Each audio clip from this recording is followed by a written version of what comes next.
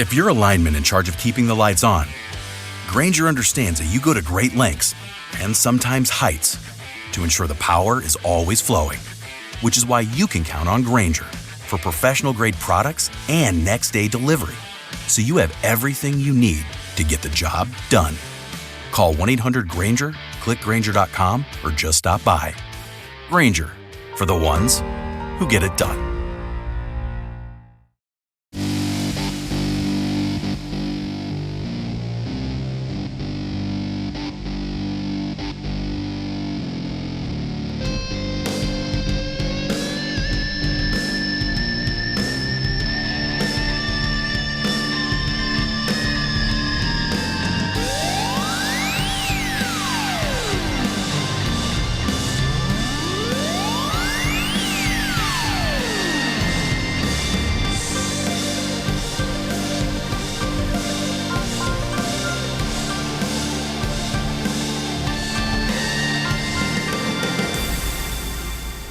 Welcome, everybody. Here we go. It's that time again. Matt Connarton Unleashed. I don't have my water bottle. This could be a problem. Oh, my goodness. I might have to take an extra break today. I think I left it in the vehicle. Anyway, I used to say Jeep. I think I left it in the Jeep. I finally broke myself of that habit because the Jeep was totaled. I have a different vehicle now. But left it in the car, as we say here in the Northeast. Anyway, in New England. Welcome. It is that time, though. Matt Connarton Unleashed, and we are live from the studios of WMNH 95.3 FM in glorious downtown Manchester, New Hampshire. Also on Comcast 97 if you're in Manchester. Streaming at WMNHradio.org and on the Facebook, on the Matt Connarton Unleashed Facebook page. Today is Thursday, December 3rd, 2020. And welcome all of you. By the way, I want to remind you, of course, we are proudly sponsored by the Hop Knot in the Brady Sullivan Plaza at 1000 Elm Street, right across the street. I can see them from here, except I've got the shade down, so I really can't see them from here because when I got here, the sun was right in my eyes. It was just right at that level. And then by the time, it gets dark so early this time of year, by the time I get on the air, the sun's gone down completely, and then it's dark, and then it's so weird. It's weird when it's already dark out when I go on the air at 4 p.m. But anyway, the Hop Knot, they are open. They have delicious gourmet pretzels. They have craft beer. They have wine.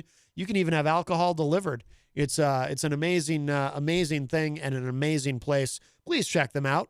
And we have our first call already. Hi, welcome to Matt Connarton Unleashed. Who's this? It's Eazy-G. Eazy-G, Eric Gagnon, our entertainment reporter. How are you, my friend?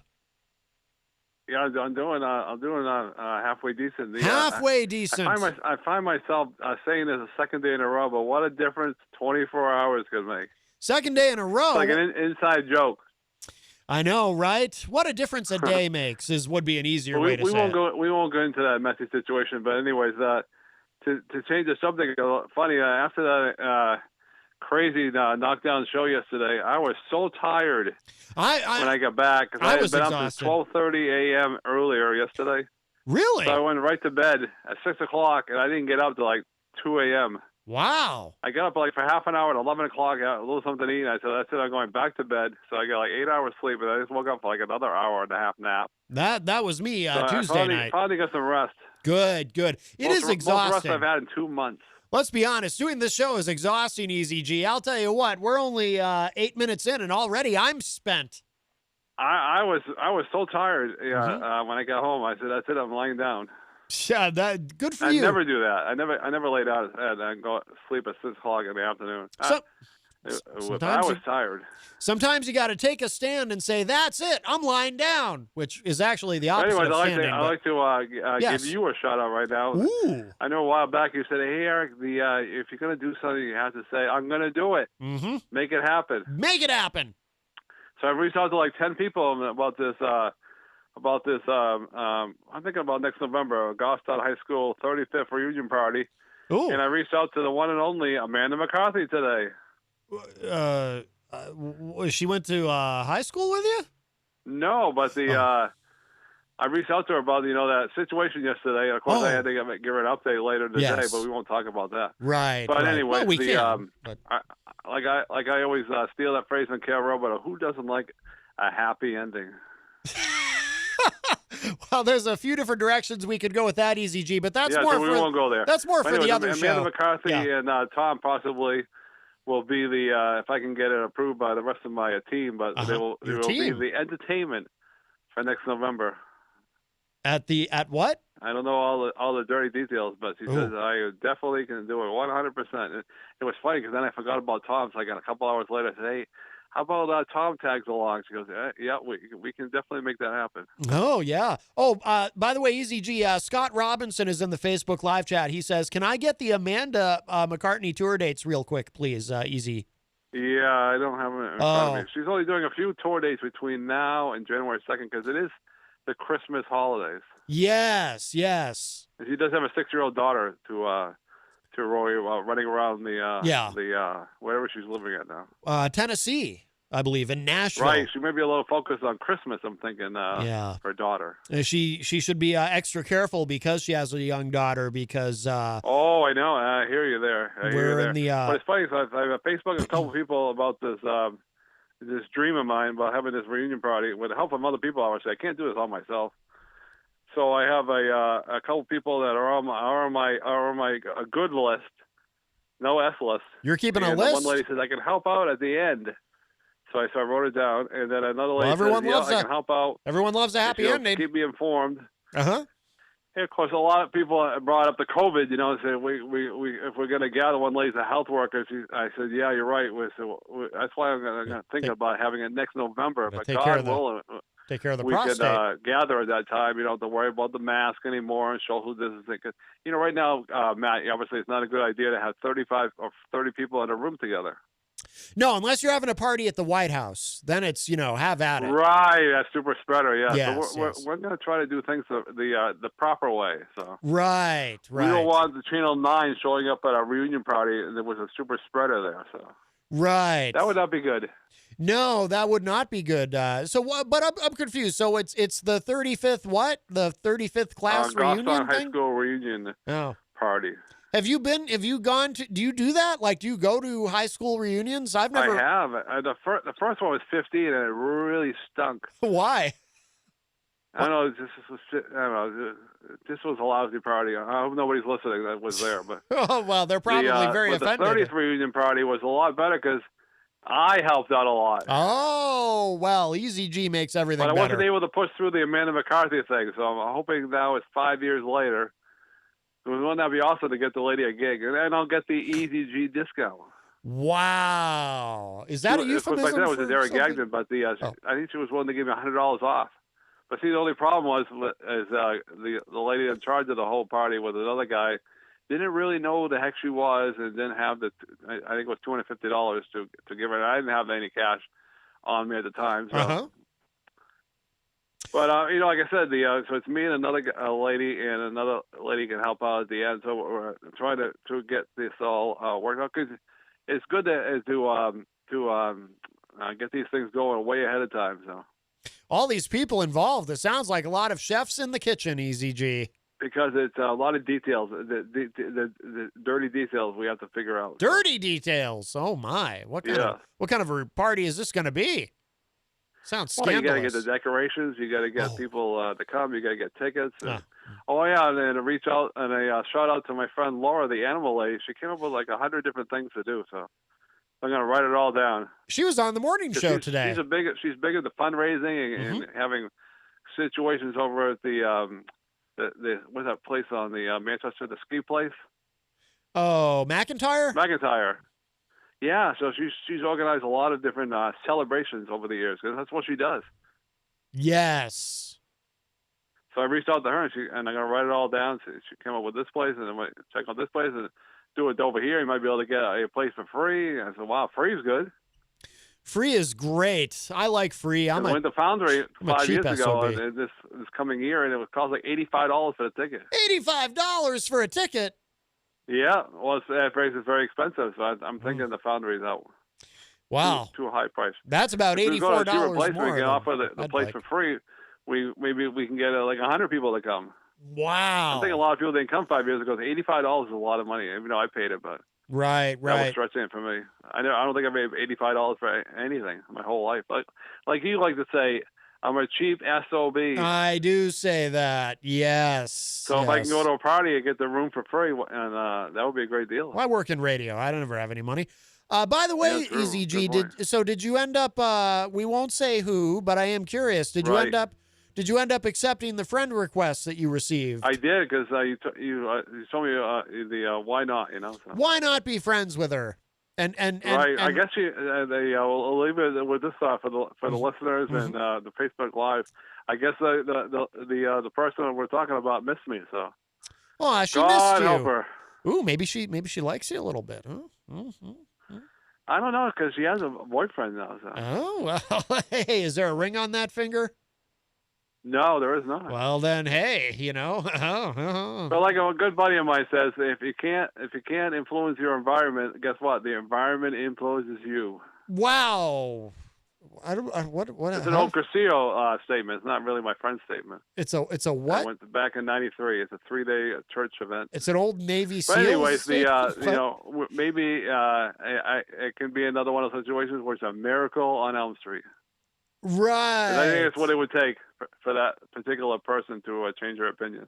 It was funny. A friend of mine reached out to me that wasn't to the show yesterday for the first time. I can repeat his name because he wants to be called, kept it under the table.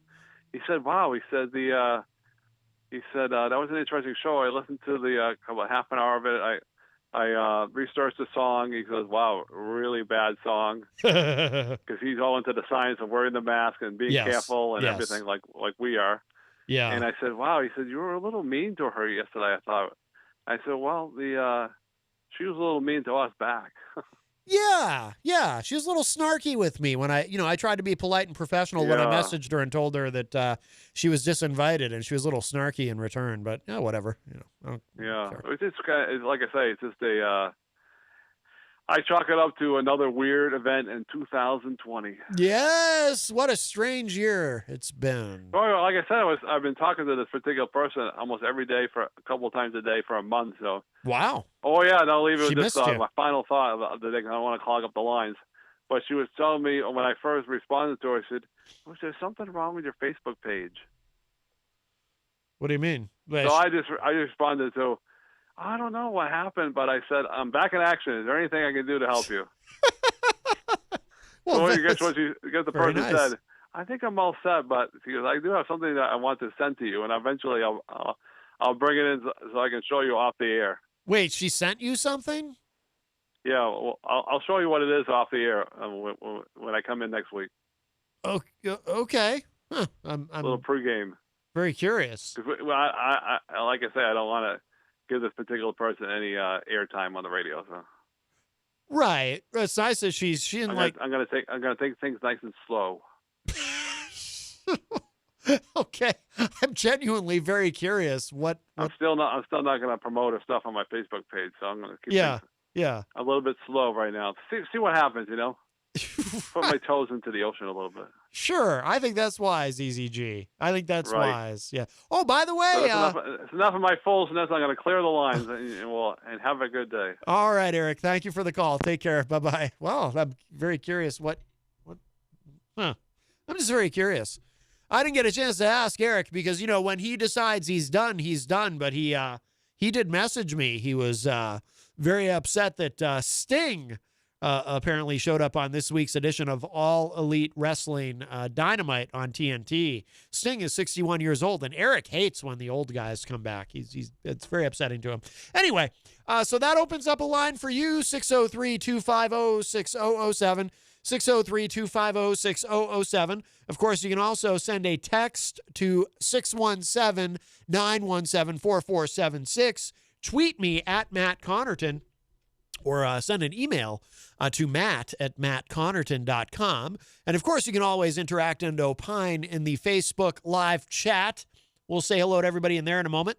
But the best thing to do, of course, is to call us at 603-250-6007, and we can enjoy your dulcet tones. And we have another call. Hi, welcome to Matt Connarton Unleashed. Who's this? Well, it opened it up for me. DJ Lady Stacie. Hey. Stacie Laughton here in Nashua. Hey, Stacie. How you doing? I'm doing, let's see. I'm kind of in a state of shock. Oh, why is that? Are you were you watching well, it's a good thing. wrestling and you saw that Sting came No. back? Oh, okay.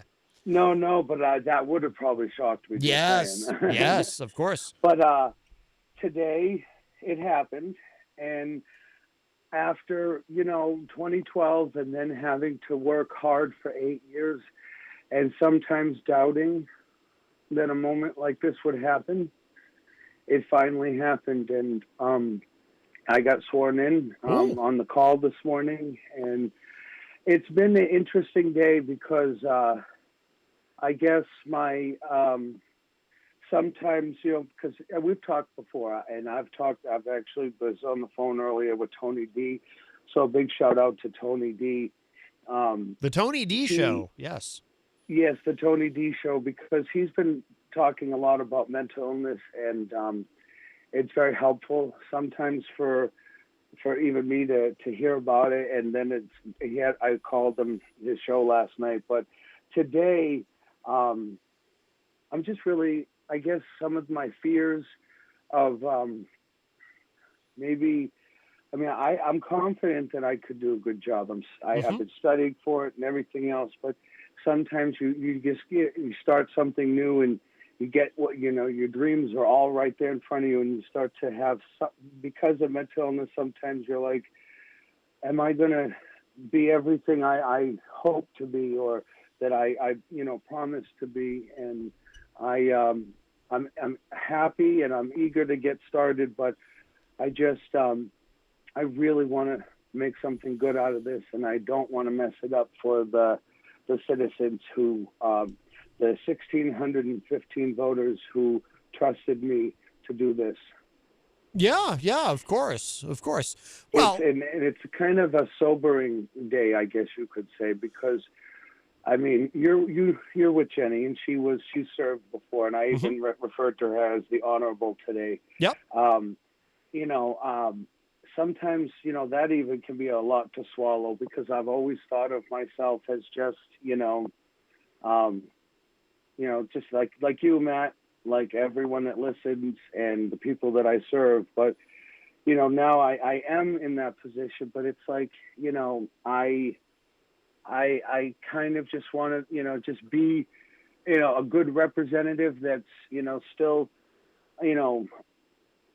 resembles that of the people. And I want to do some good stuff. I know it sounds a little bit like, oh, she's doubting. I'm not really doubting. I'm just, so it's an interesting day, to say the least, to know that these authorities and privileges and powers that come along with being a state rep are now yours. And it's kind of it can be a little bit overwhelming at first, but it's just that first day, because I'm sure after today it'll be like, let's do this, Sure.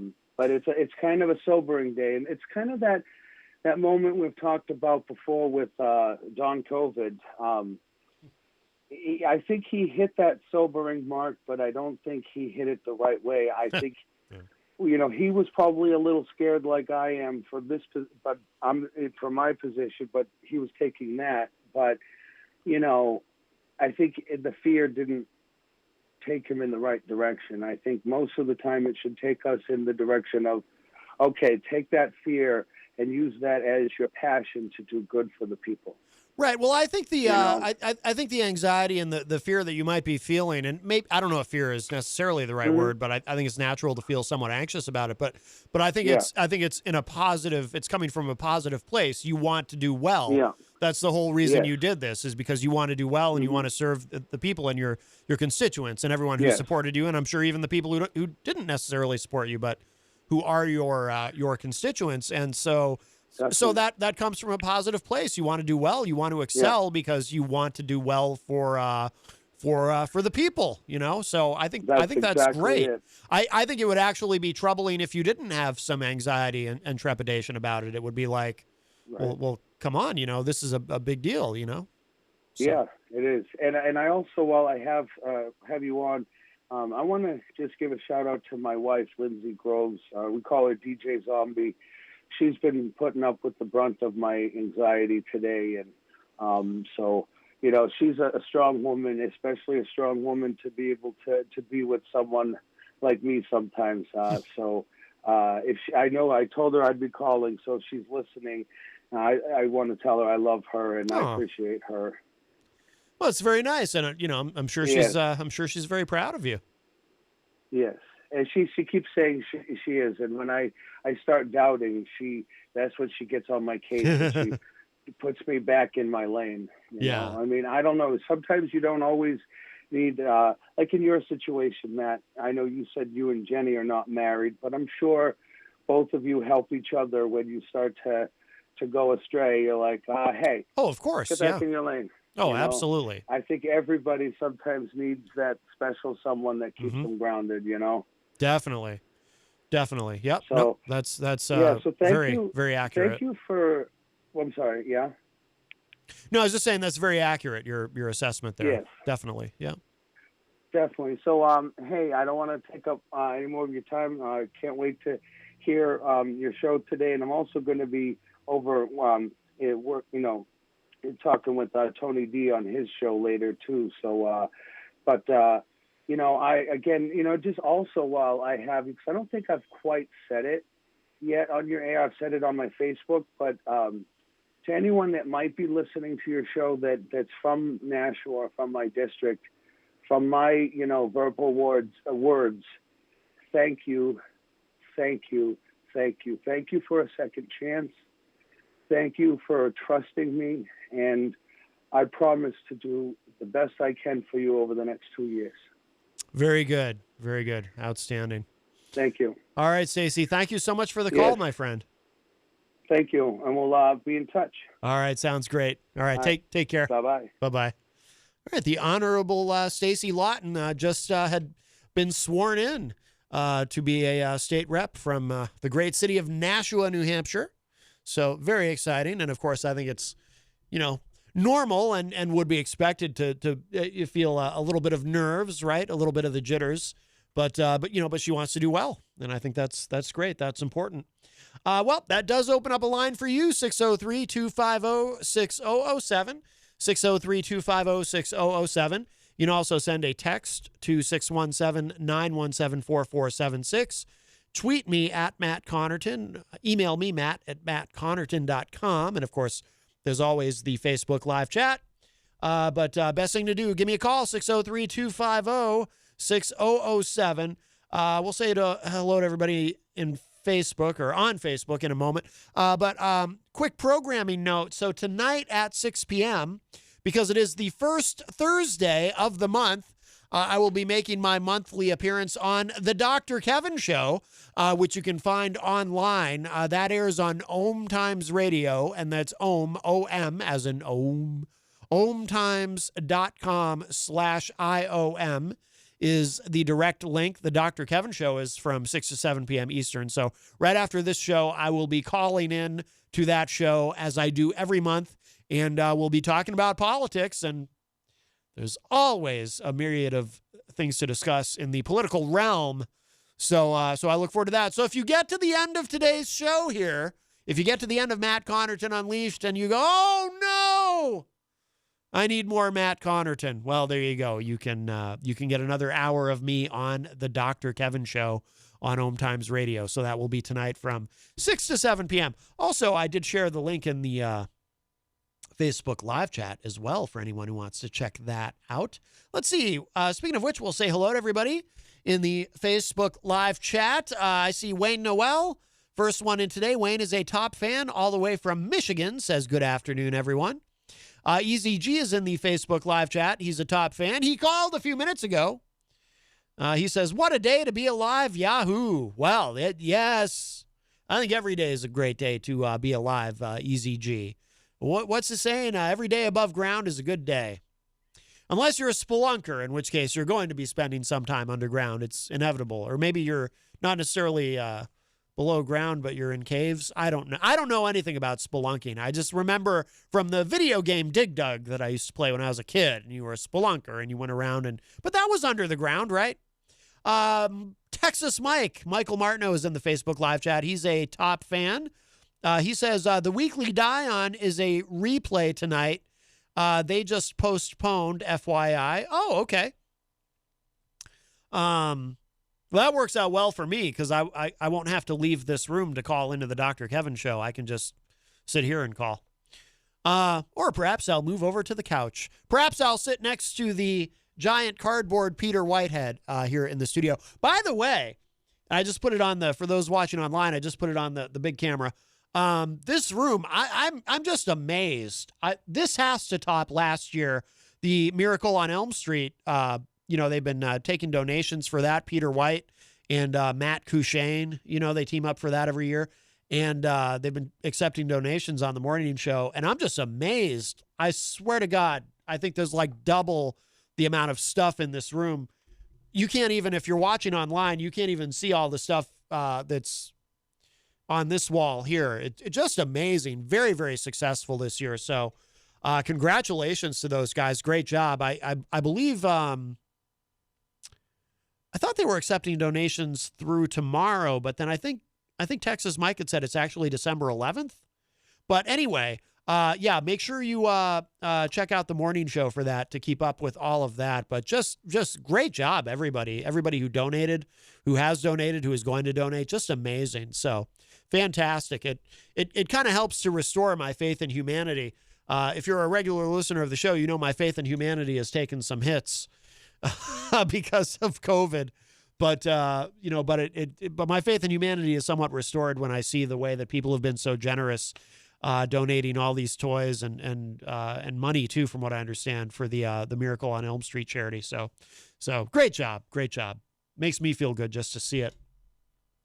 Let's see. Anthony Richard, Tony D is in the Facebook live chat. He says, checking in. Good evening, Matt. Have a great show, brother. Tony D, of course, from the Tony D Show. Tony doesn't really get to call anymore because his show's on at the same time as me. So let's see. Brian Mackey, who is a top fan all the way from Idaho in the Facebook live chat. Brian, of course, host of the No More Excuses podcast. And if you're watching online, you can see I've got my No More Excuses hat on. We recorded a brand new episode of No More Excuses last night, and that is up now on the YouTube and also on the Matt Connarton Unleashed Facebook page if you want to check that out. Wayne Noel says, looking a little lonely there, Matt. I'm never lonely here, Wayne, because we have the giant cardboard Peter Whitehead in the corner, always watching over me. Bobby Champagne is a top fan. He says, good afternoon, all. Good afternoon, Bobby. Our friend Stacie Laughton, DJ Lady Stace, also the Honorable Stacie Laughton in the Facebook live chat. Let's see. Jenny is in the Facebook live chat. She says, shalom, peeps. I think the young people say that now. They say peeps. And the shalom, of course. I think Jenny's the only one to ever say shalom in the Facebook live chat. Let's see. Stacie says, hey, Honorable Jenny Coffee. Yes, Jenny, of course, was once a state rep. Actually, she was a state rep right here in New Hampshire when she and I met originally. Scott Robinson, who is a top fan. Oh, yep, I mentioned him already. He was asking about the Amanda McCarthy tour dates while we had Eazy-G on the phone. Let's see. Stacie says, Eazy-G can be my chief of staff. Oh, my goodness. Those state reps in New Hampshire don't have chiefs of staff. He can manage my stuff. Eazy-G gets all kinds of job offers. Chief of staff, booking agent, roadie, all of that. Scott Robinson says, I think Eazy should be your sidekick on every show. He can be your Artie Lang. I don't know if we want Eazy-G to be Artie Lang, though. So for those who don't know, of course, Artie Lang was a part of the Howard Stern show for many years. He had replaced Jackie the Joke Man Martling. But I don't know if we want Eazy-G to be Artie Lang because Artie got into a lot of trouble with, drugs. And, I think his nose is still messed up. In fact, I'd hate to see that happen, Eazy-G. we want to keep Eazy-G on the path, on the straight and narrow. We want to keep him healthy and vibrant, and we don't want him to end up going to rehab. So, but I do enjoy having Eric here. Absolutely. Let's see. We have another call. Busy show today. Hi, welcome to Matt Connarton Unleashed. Who's this? What's up, buddy? Hey, I know that voice. How are you, my friend? Good. How are you?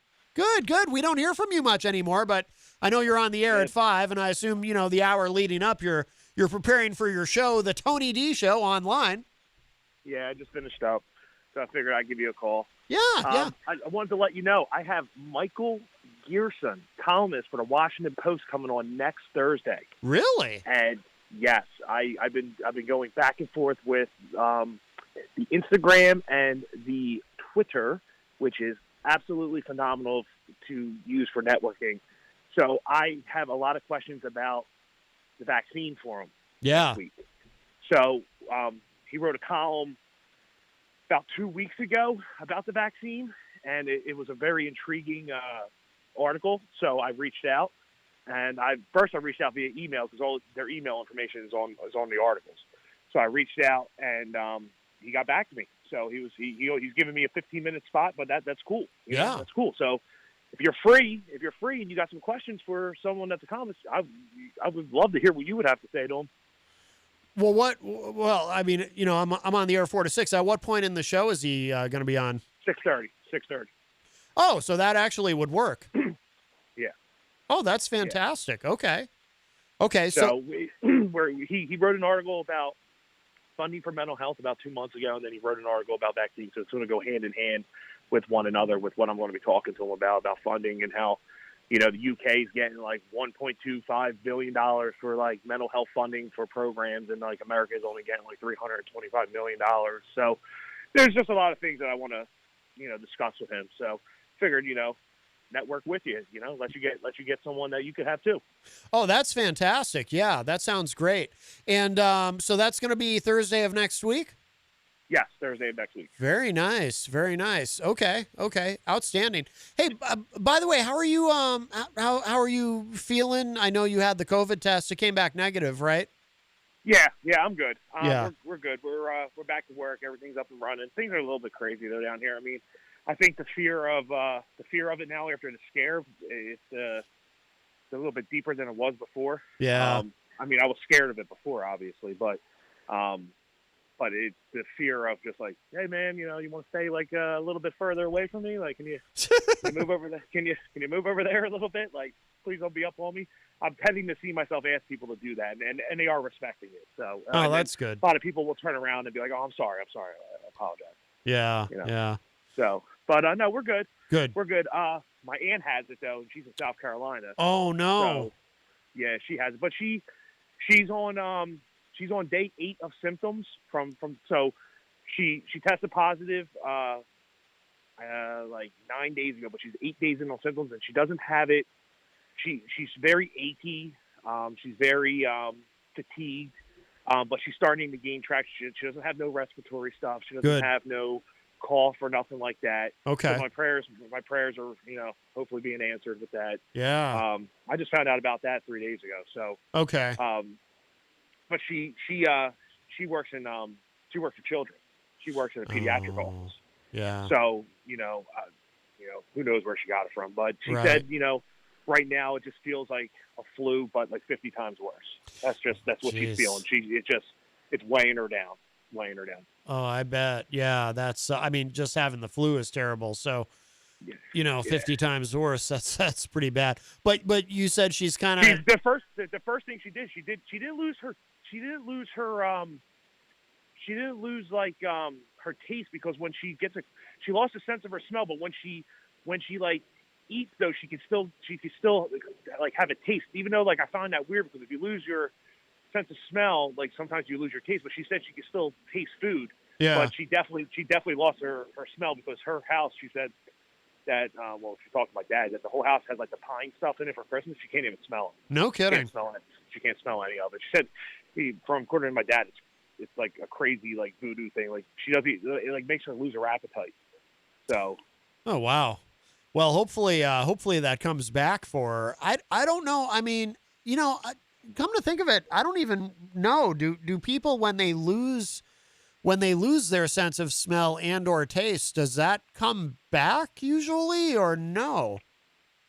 To be honest with you, I don't know. I mean, I imagine some of these long haulers, they call them, people who have long-term effects from it. I imagine part of that would be not necessarily regaining those senses, which is terrible.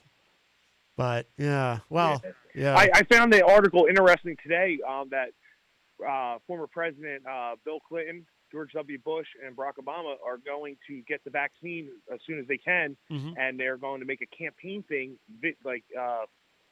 commercial, to push it out to the people that, like, hey, it's safe to take. I thought that was pretty cool to see that, them teaming up to do that campaign thing. Yeah, I saw that too. They're willing to do that on camera, get the vaccines administered to kind of show people that it's safe. I'm skeptical though that people who are reflexively anti-vaxxers to begin with, I'm skeptical that those people are going to believe Bill Clinton and George W. Bush and Barack Obama. I think I don't know. We'll see. It'll be interesting to see. After this scare, I was the person that was like, I'm getting the vaccine. Like, there's no doubt about it. I just wanted to wait a little bit, like maybe like 3 months to see some, see some statistics and stuff like that. But now I'm like, give it to me now. Just give it to me now. Yeah. I'm ready. Just give it to me now. I'm ready. I'm ready to begin getting back to some type of normalcy. Yeah. Well, and it's being administered in the UK first, so obviously, if there's anything to be, isn't that crazy? It's an American made vaccine, and like we're not even through it yet to approve it, but the UK is ready to go. Like it just, I don't know. Yeah, they might have a more stringent. They might have a less stringent approval process than we do. I'm not sure. I mean, I do want the FDA to make sure that it's safe and whatnot. So I'm not really bothered by that. Although I would ask. I think by the end of December. I would ask our president though. Hey, what happened to America first, huh? Huh, buddy? Yeah. Is he going to be in line getting the vaccine? Are we going to see him getting the vaccine? That's what I'm curious. Are we going to see him getting it? Well, Operation Warp Speed, right? Well, he doesn't need to hurry because he's already had it. So. He says he's immune. It would just be, I mean, your right thing to do. Yeah. We'll see. Well, anywho, I got to get on the air. I love seeing everything with the Christmas stuff. It's awesome. Isn't it? It makes you feel good about that. There's still some good people in this world. So. Yeah, absolutely. Like I said, it does restore some of my faith in humanity that's been severely damaged. Stop being a Scrooge. I'm trying. Bah humbug! All right, I can't help it. all right, Matt. Have a good rest of your show, brother, and then I'll catch up with you when I can. All right. All right, Tony. Thank you for the call. Be good. All right, take care. Bye. All right, that was Tony D from the Tony D Show. Very good. From Philadelphia. Let's see. That opens up a line for you. Well, been a busy show so far. It's already almost 4:45. Jeez. 603-250-6007. We will be on all the way up to 6 p.m. because this week's edition of the Weekly Die-On is a replay. So, usually when there's a live show right after me, I end a few minutes early so I can wipe everything down, clean everything up, because we are in the era of COVID. But no live show right after me tonight, so we'll go all the way to 6. But that doesn't mean you should wait until the last minute. Give me a call sooner than that. 603-250-6007. Or you can text 617-917-4476. Let's see. You can tweet me at Matt Connarton or send an email to matt@mattconnerton.com. Speaking of programming notes, don't forget, of course, Friday nights now from 8 to 10 p.m. Well, I say now. It's been a few weeks. Retro Spectrum Radio with Pauly C. And I have the honor and privilege of being Paul's co-host on that program, along with our great friend Dan Randlett. And the three of us have a wonderful time. So make sure you join us for that Friday night, 8 to 10 p.m. right here on WMNH 95.3 FM and, of course, on the Retro Spectrum Radio Facebook page. Although we recommend that you go to the WMNH website, WMNHradio.org, and click Listen Live.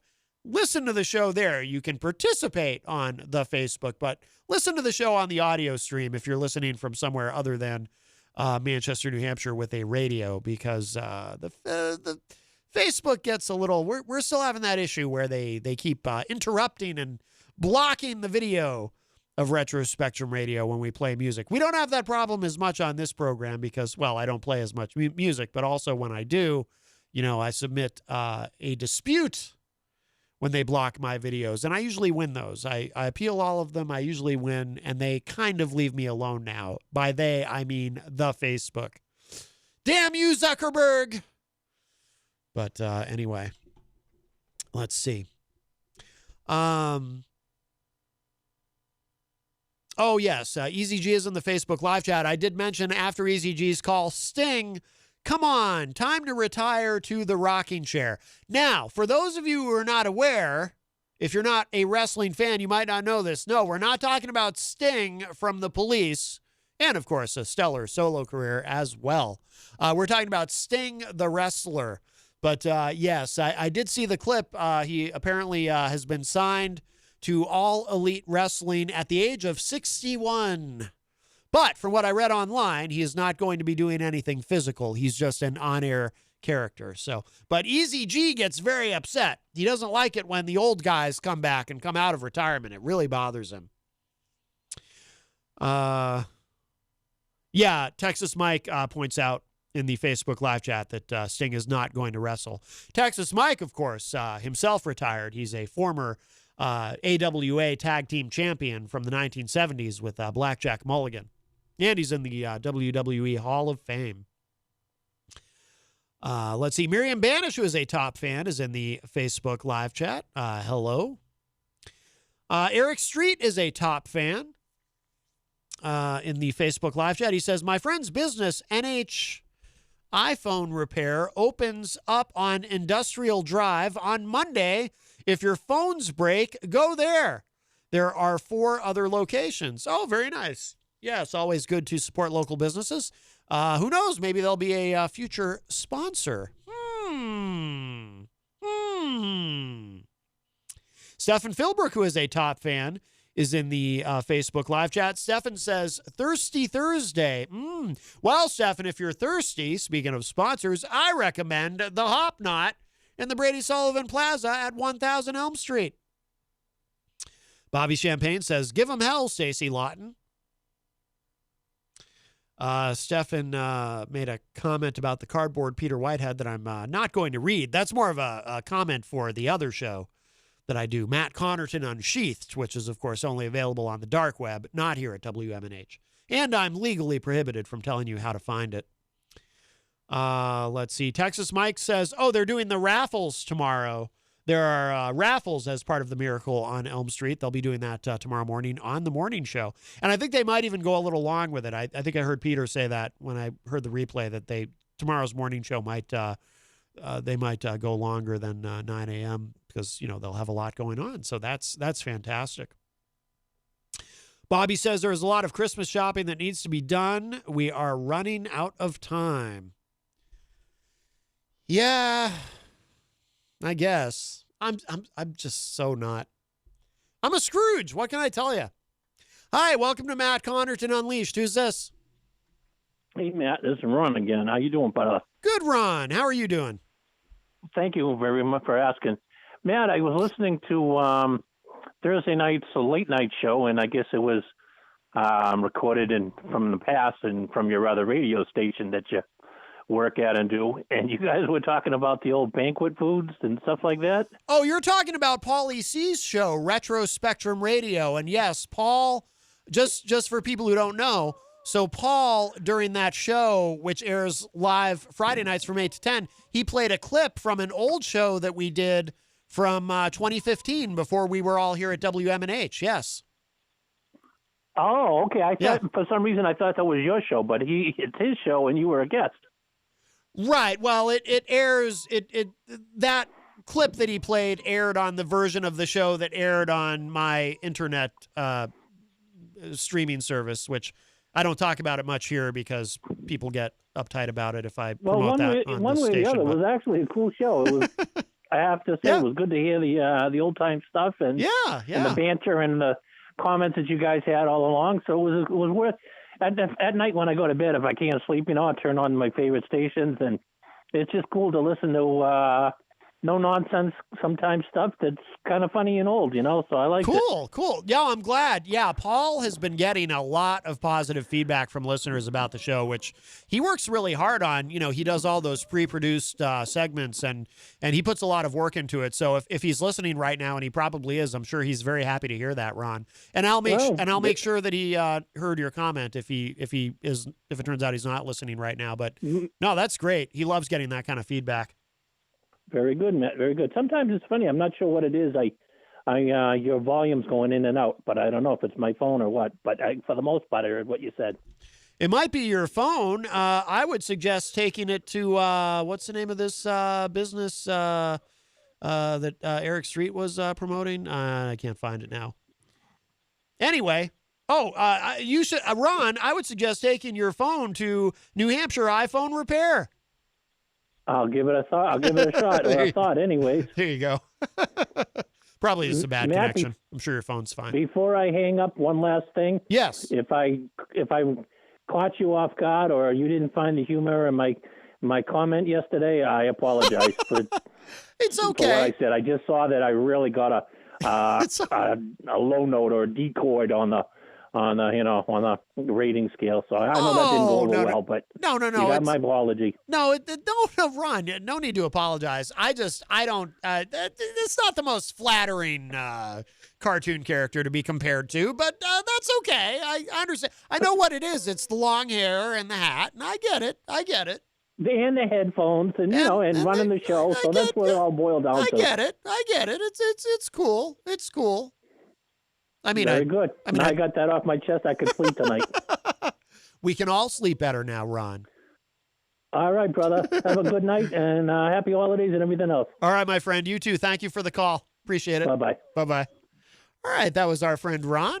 Yeah, if you didn't know what he was referring to, so yesterday he called the show and he said that I kind of, he's watching online and or maybe he watches on Channel 97. I don't know, but he was saying I reminded him of Otto from The Simpsons, Otto the bus driver, and I was like, oh, Otto, really? But I know it's the hat and the long hair and the headphones, and I get it. I I think he thinks I was upset by that, but no, not at all. Tom Blanchard in the Facebook live chat says we are turning in the toys we collected this Saturday. 145 bicycles and 1,700 toys, all for the kids of New Hampshire. Oh, that's fantastic. That's fantastic. Congratulations, Tom. That's amazing. Yeah, I know Tom does a lot of that. Just great. Like I said, these things, I need to see these things happening because it makes me feel better because I've been a little negative lately. I don't know if you've all noticed. I've been a little negative. I've been a little angry. So it's good to see positive things like that happening. It really is. But I am kind of a Scrooge.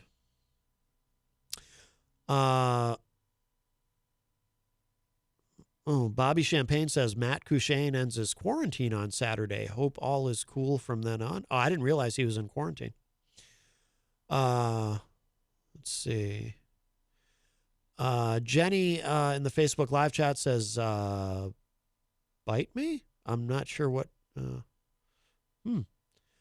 I'm not sure what that was about. I missed something. Oh, my goodness. Bobby said, I heard losing the sense of smell and taste is a much bigger deal than one would think. By the way, so I have a friend, his name's Troy, and he, years ago,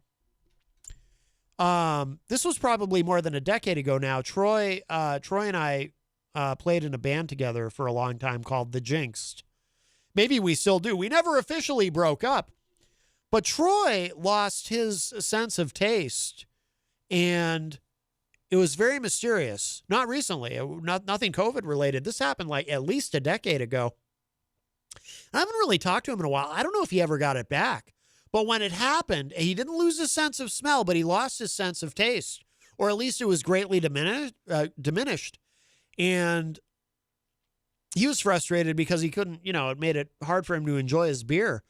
But the doctors could not figure out why. And I don't know if they ever did.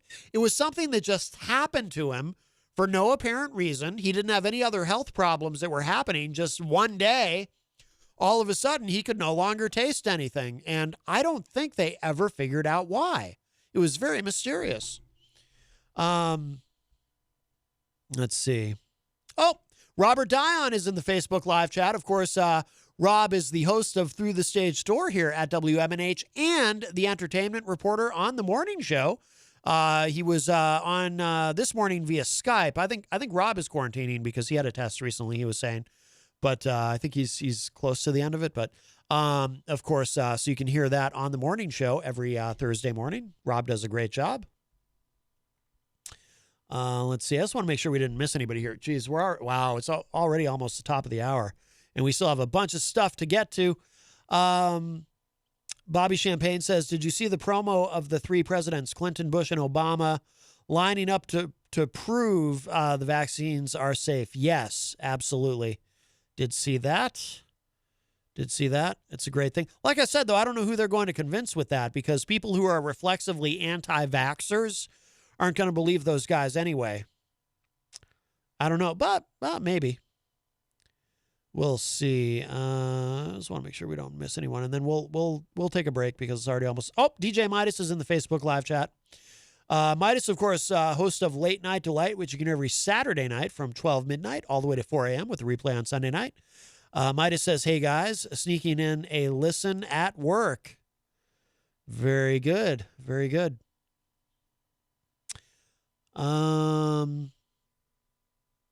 Eric Street says, other New Hampshire iPhone locations are Bedford, Portsmouth, Salem, and Epping. Very nice. Bobby says Manchester's generosity is unmatched, referring to the all the toys and things donated for the Miracle on Elm Street. Yeah, absolutely. It's very, very impressive.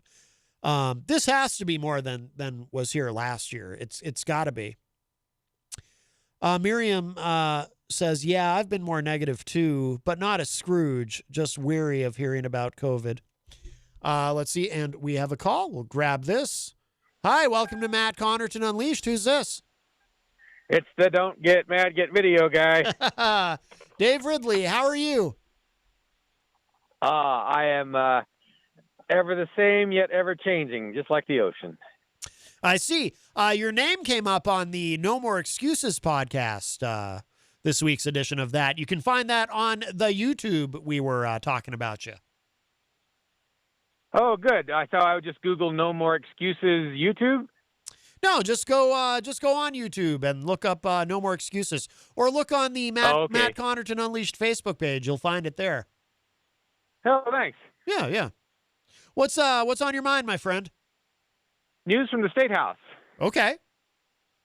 So apparently, Carol McGuire, a Republican state rep, has sponsored legislation to prohibit the state from using facial recognition software. Oh, yes. I saw something about this, but I don't know a lot about it. So her bill is to ban what? To ban law enforcement from using it? I think it's state agencies, but when I looked at what I looked at was just like it's the preliminary list of bill summaries, and I don't know if the actual bill text has been completed yet. Oh, okay. Are they currently using? Where are you, Dave? I hear wind or something. What is that sound? Sorry, let me push back inside here. Oh. Sorry. Okay, back inside. No problem. So is this currently being used in New Hampshire? Not to my knowledge, but it's funny how they're not supposed to use like traffic cameras and everything. And sometimes you do see cameras on traffic lights. But they're not supposed to use them? Is that prohibited in New Hampshire? I thought they weren't, but you know how it is. They keep changing the rules. And oh, sure. Yeah. Yeah, of course. Keep up with. But, I'm sure that what's driving this is partly just the way it's been abused in China, where they're using it to sort of run a concentration camp. So the idea is that it's an easily abused type of software for the government to be using. So.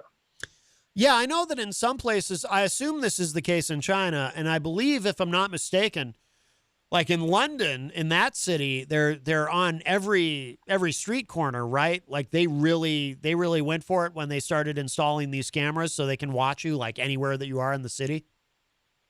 Yeah, I read somewhere that like George Orwell's apartment has like it can be seen from 10 different angles on cameras. Wow. That's impressive. Hey, it's like everybody's on a reality show, whether they want to be or not. There was also an incident where I guess a rock and roll band, did a performance. They just used the cameras and just did performances in front of the cameras. Oh, really? And then filed a Freedom of Information request to make the government hand them the video and got a free music video out of it. Seriously? That happened? Yep. Oh, wow. Yep. Well, that's kind of fun. Yeah. And there's also a whole subculture in England of people who go from camera to camera destroying the cameras. Oh, is there?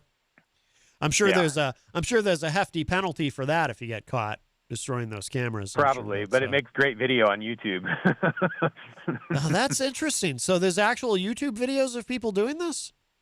Well, what I've seen is just stills. I'm assuming there's also some videos of it. I haven't seen a video yet. Yeah. Oh, I'd be I'm curious to see that. Oh. And one other thing, completely unrelated, unless you had a question. No. Go ahead. So I'd been meaning to bring this up while Jen was on, but she's never on when I called the last few days. So I did want to mention, I wanted to apologize for what I said. She said something about me that was not true, and I accused her of lying, and that's just I don't know what was in her head. You can't know what's in someone's head, so I should not have used the word lying.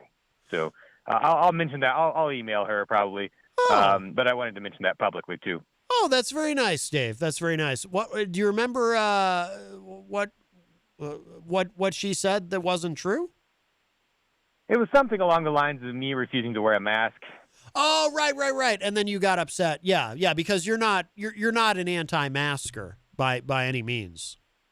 Not per se. I'm an agnostic until I'm given a reason to believe one way or the other.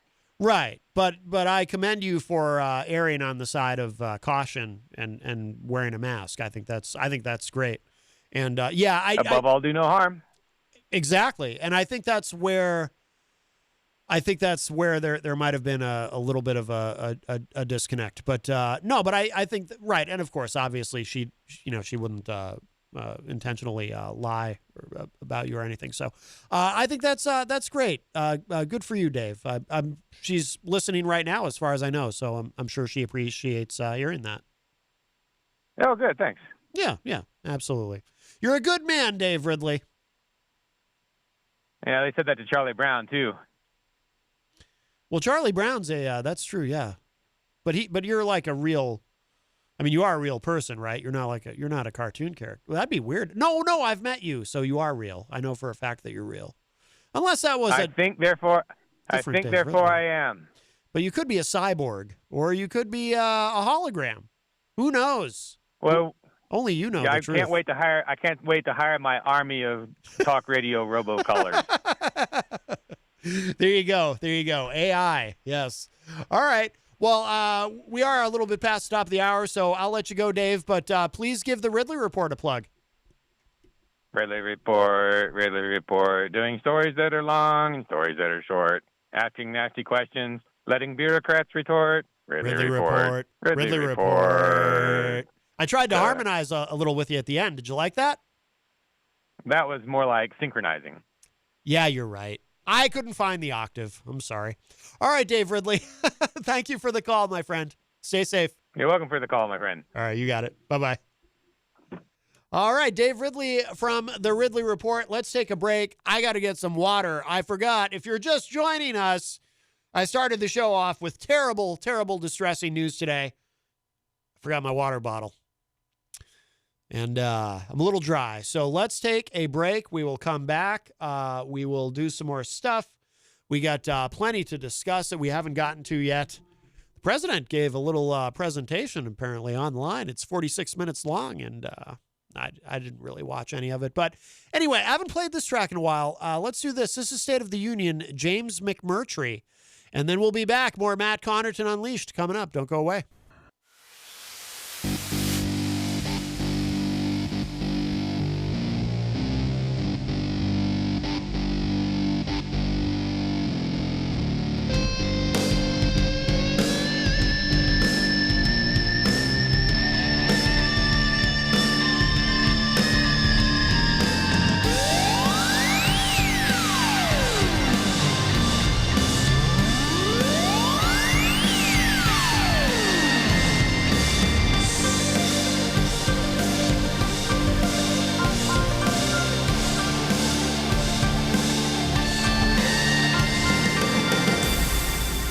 Welcome back, everybody. We are way well into hour number 2, numero dos of Matt Connarton Unleashed, and we are live from the studios of WMNH 95.3 FM in glorious downtown Manchester, New Hampshire.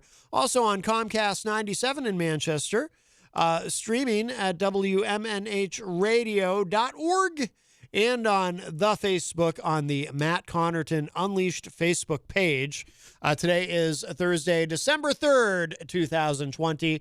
Welcome, everyone. And we have a call. Let's grab this. Hi, welcome to Matt Connarton Unleashed. Who's on the line? It's Eazy-G calling back. Eazy-G calling back. How are you, my friend? Yeah, I want to tell you what I think about the old-time wrestlers coming back. Yes. What I always believe is they take a spot from the young guys they hold them back. That's why I can't stand it. Right.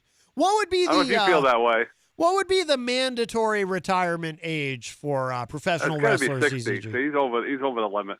Yeah, Sting is Sting returning last night. He is 61.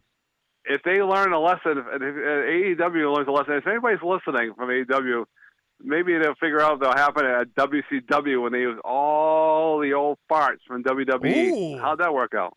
You know why they brought back Sting, from what I was reading, is because Sting was such an important part of WCW Monday Nitro when that was on TNT. So they wanted to right, but he's not. What's he going to do? Be a manager or something? I didn't even watch AEW anymore. I don't really care for it. Apparently, he's not going to wrestle. He's just going to be. The only thing left is to run his mouth in, I guess, right? I guess so, and to threaten people with a baseball bat, which is what he does. And he came back, and he looks funny. like the Crow. I was watching an old video from back in the day with the NWO for life, and they got out this expensive airline, and next thing you know, they were coming out, and this guy, they dragged the guy out of the car. They were beating him. It looked really fake, though. Now, would you they feel? They kicked the car. They were bad guys, you know. Yes. Now, but you look at it back and now, it's like, wow, that was really dumb. Would you feel better about the whole thing, Eazy-G, if they brought back his theme song, "A Man Called Sting"? Yeah. Well, if we're gonna bring back Sting, they might as well bring back that other. I mean, I love the guy, but he must bring that other old part, 70 years old, the Hulk Hogan. He's not doing anything. That's true. Ooh, listen to that. Well, if they do that, the AEW is going right down the toilet. Right. What is Hogan doing these days? You know, he was working for WWE a while back, but I haven't heard from him forever. So. Well, he's got all kinds of... Maybe he took my advice. Maybe he's listening. He retired to his rocking chair. He's got plenty. He's got plenty of money. He doesn't need to do anything. Right, but I listened to an old interview with Howard Stern, and that guy has had massive problems with his back. Oh, Hulk Hogan? Yeah, he's had like 10 back surgeries. No exaggeration. He's just like he's like that guy for he played for the Patriots there. Sorry. With Tom Brady right now. I can't think of his name right now. Oh, Gronk. He's had like 10 back operations himself, even in college. Wow. He hurt his back. Wow. What's your favorite version of Sting, Eazy-G? Do you like the Surfer Sting? Do you like the Crow Sting? Who do you like for Sting? I like the bad guy Sting when he used to hit everybody with that bat. Ooh, when he was a bad guy. Yeah, he was part of NWO for a while too, before he turned on him. He was a part of NWO Wolfpack. Well, remember they had the real Sting and the imposter Sting? Oh my God, that was so dumb. Fake Sting, yeah. Oh my God. Yeah. But I wonder how much money, how many zeros it cost for him to be there last night. You think it was a ton of money? A lot of money. Apparently they've signed him to a multi-year deal. You think it was 7 figures? No, I don't think it was that much. Do you think he really needs the money? No, I doubt it. I wonder why he's doing it. One last shot at glory. One last. Oh yeah, you're one right. Last opportunity. I know Vince McMahon didn't sign him, so I don't think he cares. One last chance to be a man called Sting. I wonder if that's him playing guitar. I think I'll have to watch AEW next Wednesday to see if I see that old timer. Yes, I'm sure you will see him. Oh yeah, I'll leave it with this. I was just on the Tony D show for the first time. The Tony D show. How did that go? It went very well. He wanted to know how I met Amanda McCarthy, so I told that story one more time. It never gets old. Right. I don't even remember. I said she's never been on your show. Oh, I see. He said he's never been. Yeah, Amanda McCarthy's never been on his show, but I said, who knows? He sounded like he wanted her to come on his show, so maybe I'll have to reach out to her and I got a link on my phone. I'll have to send her the link. You should get Amanda to cover A Man Called Sting. Yeah. But wouldn't that be great, though, for Amanda McCarthy to be on the Tony D show? Yes, that would be great. Make it happen, Eazy-G. She could just call in, though. She doesn't just go down there. She can just call in like I did. That's right. How long's that guy been on the radio? I don't know. Man, oh, yeah, you leave it this thought. Yes. You ever listen to a station, the guy says, to call up, and the guy says, I'm a long-time listener, first-time caller. I hate that. Do you really? That bothers you? Oh, yeah. Do you hear that sometimes? I've heard Sting do that when he calls in the radio stations. Yeah. Mainly a sports station that people do that. I just hate that. No, I hate that, too. I told him that Tony D, and he said, I hate that, too. Well, anyways, I'm going to clear the air. Enough of my foolishness. Talk to you later. All right, Eazy-G.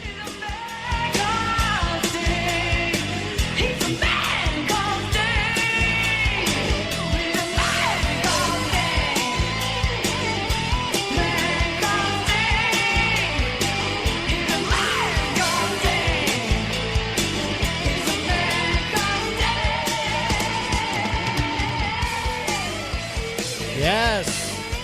He's a man called Sting. Anyway. Eazy-G, he doesn't like it when the old guys come out of retirement. Well, that does open up a line for you, 603-250-6007, 603-250-6007. You can also send a text to 617-917-4476. Tweet me at Matt Connarton or send an email to matt@mattconnerton.com. Rob Dion in the Facebook live chat made this comment. He said 2,800 plus COVID deaths yesterday, and the dictator is still obsessed about the election results. Hashtag let it burn. Yeah, so I didn't watch it, but he did it was 46 minutes long. Apparently, it went out on the Facebook, and Trump just monologuing. I don't know if this was written out for him or if he was just talking off the top of his head, which I'm struggling to do at the moment, apparently. But, Trump does like to do that. He likes to just speak extemporaneously without anything. I stand up here giving speeches for an hour and a half, many times without notes. So, he's just talking about all this fraud, all this election fraud, and how the election was stolen from him. And as Rob points out, this is all going on while COVID is worse than it's ever been. And it's going to get much worse in the next couple of weeks because even though we're so close to finally having those vaccines, America has decided that we're going to have as much sickness and death as we possibly can fit in until the vaccines come, which is unfortunate. I'm not in favor of that, but clearly, based on all the Thanksgiving travel, that's what America's decided we're going to do. Trump, of course, doesn't address any of that. The only time Trump talks about the vaccines is when he said, I heard a clip of him the other day saying something about, don't let Joe, I couldn't believe it. I mean, this was so pathetic. Don't let Joe Biden take credit for the vaccines. That's me. I mean, he literally was saying that. He sounds like a little kid. Ooh, don't let Joe take the credit for that. It's really sad. But, yeah, apparently he talked for 46 minutes. The news networks didn't carry it. I don't know if maybe Fox News carried some of it. I don't think even they did because, you know, why bother? Why bother? Let's see. But Rob says, but we should name the vaccine after him. Yeah, that was Geraldo's idea. Geraldo Rivera on Fox News said, maybe we should name one of the vaccines after Trump, the Trump vaccine. Yeah. I don't think so. Mike Pelopita really enjoyed the anti-vax Janet parody that I played there. Michael Alber is in the Facebook live chat. Hello, sir. Rob Dion says, small businesses were told with all the extra unemployment that our unemployment insurance would not go up.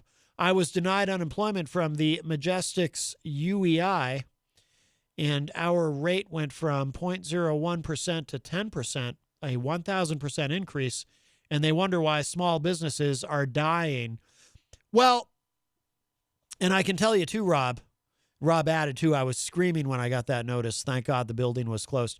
Yeah, and, we had the CARES Act, and maybe there may or may not be something else coming. I know that Pelosi and McConnell are negotiating on something now, apparently. But, and I don't know if Mnuchin is a part of that or not, but so much of that money in the CARES Act apparently went to larger businesses, and smaller businesses really missed out. They had the payroll protection. What is it? Payroll. What does PPP stand for? Not PPE. That's personal protection equipment. PPP, personal paycheck protection something. Anyway, doesn't matter. That didn't go where it should have. I mean, you had these very large, very successful businesses getting a lot of that money, and the businesses that needed it the most missed out. And there's a lot of analysis now that shows that so much of what came out of the CARES Act was poorly administered. And there's still more money that's supposed to go out. But now, for some reason, Steve Mnuchin is trying to get all of that money to just go back to the Treasury.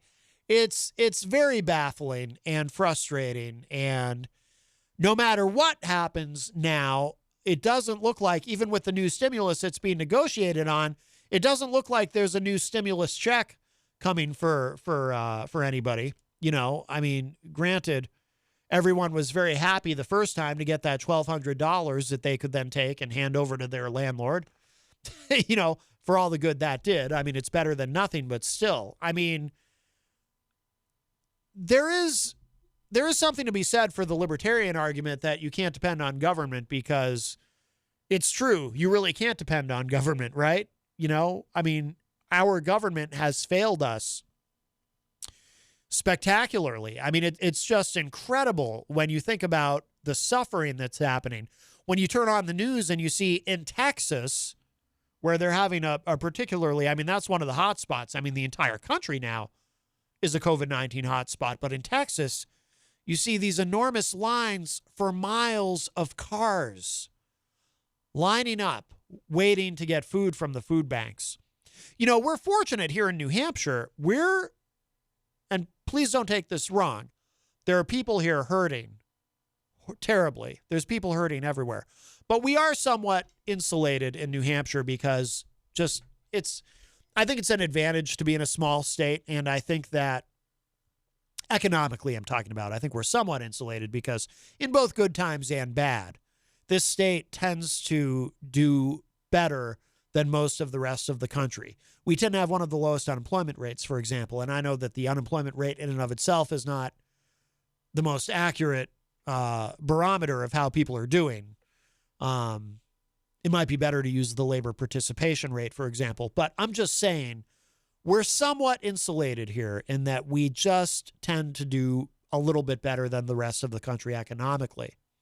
But you look at a state like Texas where, a very large state, obviously, and just miles and miles of cars. I mean, it is so heartbreaking. And you look at the evictions that are happening nationally, and that's only going to get worse. And the current moratorium, the federal moratorium on evictions, I believe, expires at the end of the year, December 31st. It's, this is a second Great Depression that we're experiencing now. And our government has just completely failed us. Hopefully there's some help coming. Don't hold your breath. It's really incredible. Both Republicans and Democrats have just, count your blessings if you're doing okay, because we've never seen anything like this in our lifetimes. I hear people trying to compare this to the Great Recession. No, this is much, much worse than the Great Recession. This is a Great Depression. And hopefully things get significantly better in 2021. A lot of the expectations and projections about what's going to happen economically are positive. There's a lot of people. Trump will tell you, well, look at how great the stock market's doing, but the stock market is not the economy. One of the most tone-deaf things I've ever seen any politician do in my life was when, in the midst of all this death and sickness and economic destruction, Trump coming out and giving that very brief statement to the press about, hey, the stock market hit 30,000 today, first time ever, or first time ever in however long, or whatever, first time ever during his administration, whatever it was. Most Americans, unless they have stocks, they're not paying attention to that. And this man comes out and he's crowing about that. And the absurdity of it is on multiple levels. For one thing, just the incredible lack of empathy. Dude, the people waiting in those food lines in Texas don't care about how the stock market is doing. I hate to tell you. People lying in ICU beds in hospitals, they don't care about your precious stock market. People being evicted right now as we speak, they don't care about any of that. But he comes out and just, a politician being tone deaf is not anything new, but my God. He takes it to a new level, right? Politicians tend not to be the most self-aware people anyway, in many ways. The ones that are somewhat self-aware tend to be very successful, but a lot of them aren't, and they get elected anyway. It's quite remarkable. But of course, the other absurdity of that when he did that was the only reason the stock market shot up like it did was because he still won't concede, but he finally allowed Emily Murphy from the GSA to sign off on the letter of ascertainment so the transition could move forward finally. That's why the stock market got goosed like that. That's the only reason. It's the only reason. And he comes out and he takes credit for it. It's crazy stuff.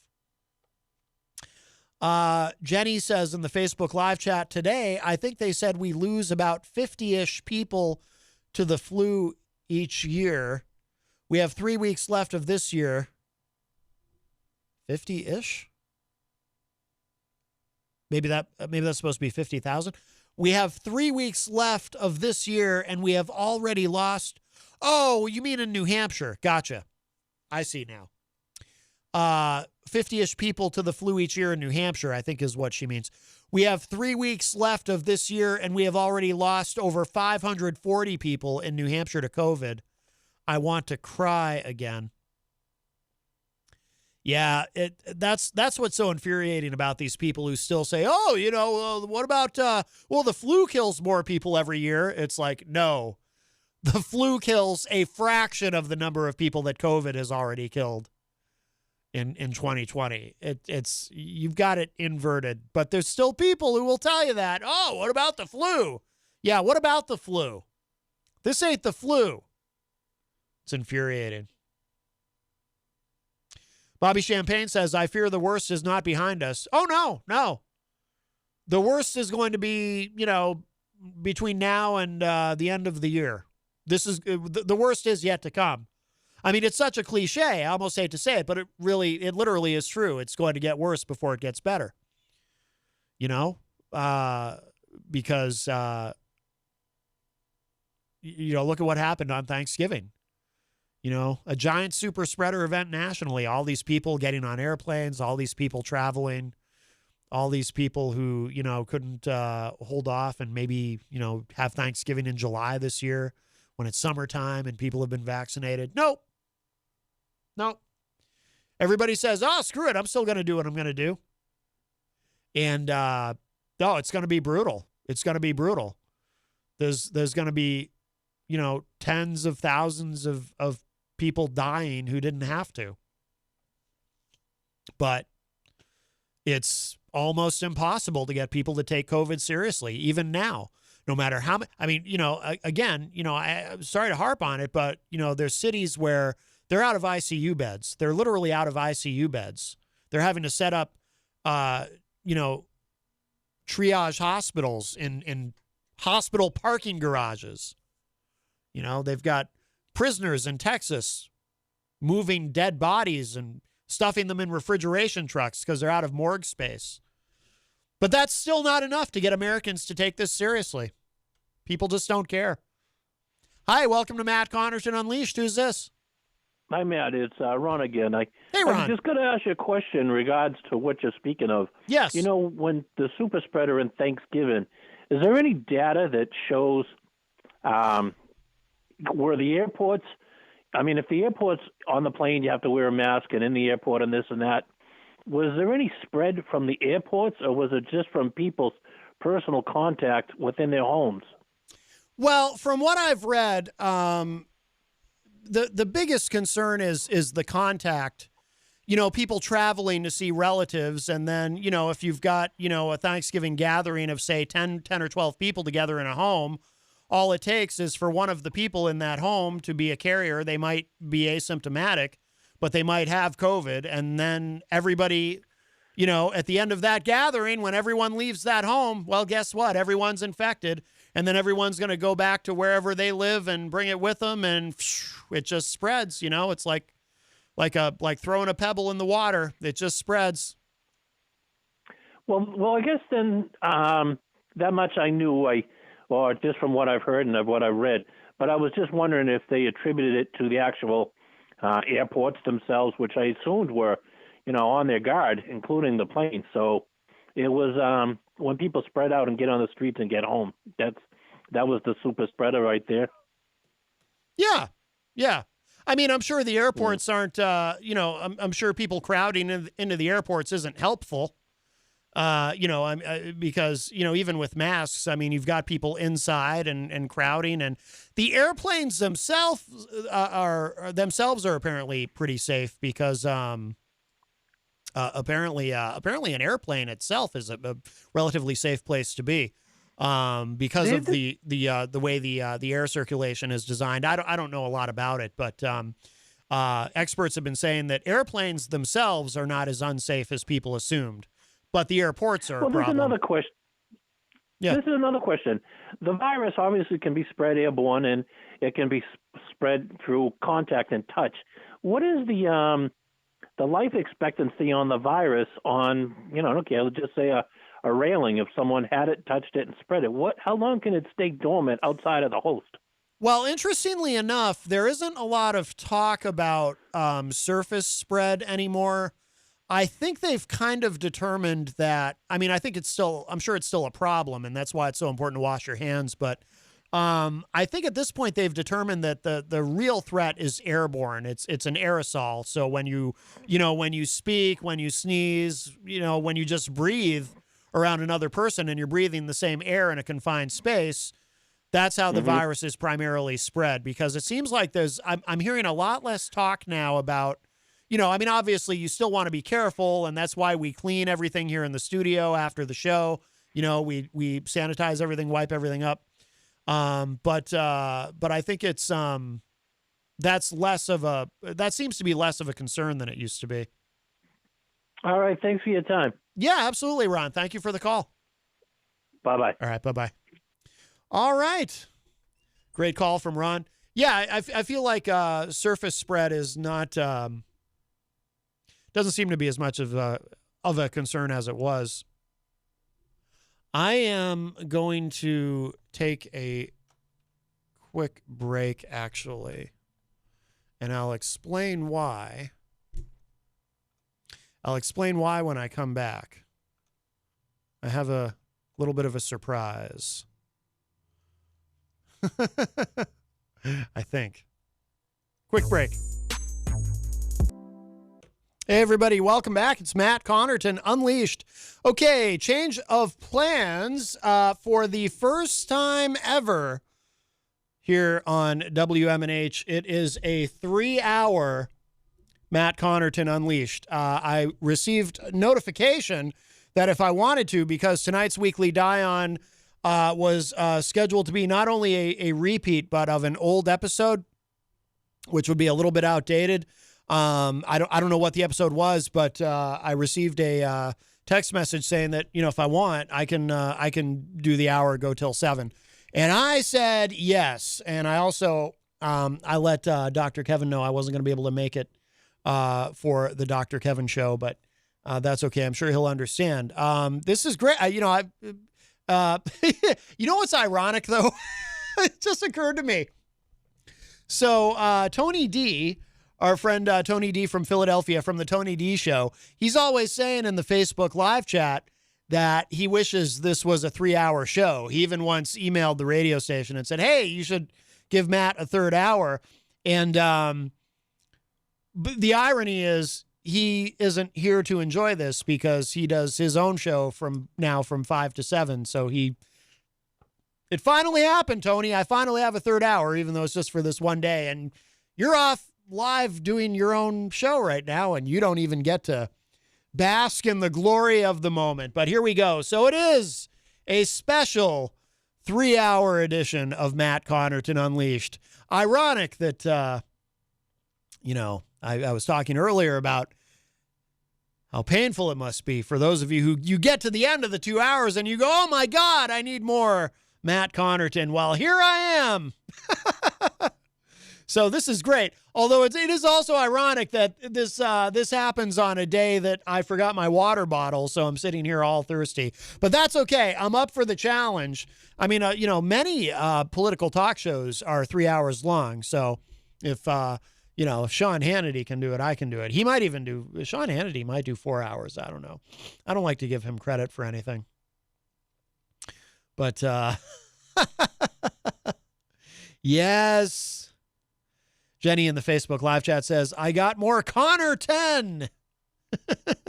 Connarton unite. Yes, here we are. Let's see. I just want to make sure we didn't miss anybody in the Facebook live chat here. So I guess what we'll do is I will take a short break at the top of the hour so that we can show some love to our sponsors. And then we'll come back. That'll be a short break, though, because of course we just took a break, so I wanted to make sure that everything was all set for the third hour today. But if you'd like to get in with a call, 603-250-6007 is the number, 603-250-6007. You can also text me at 617-917-4476, tweet me at Matt Connarton, or send an email to matt@mattconnerton.com.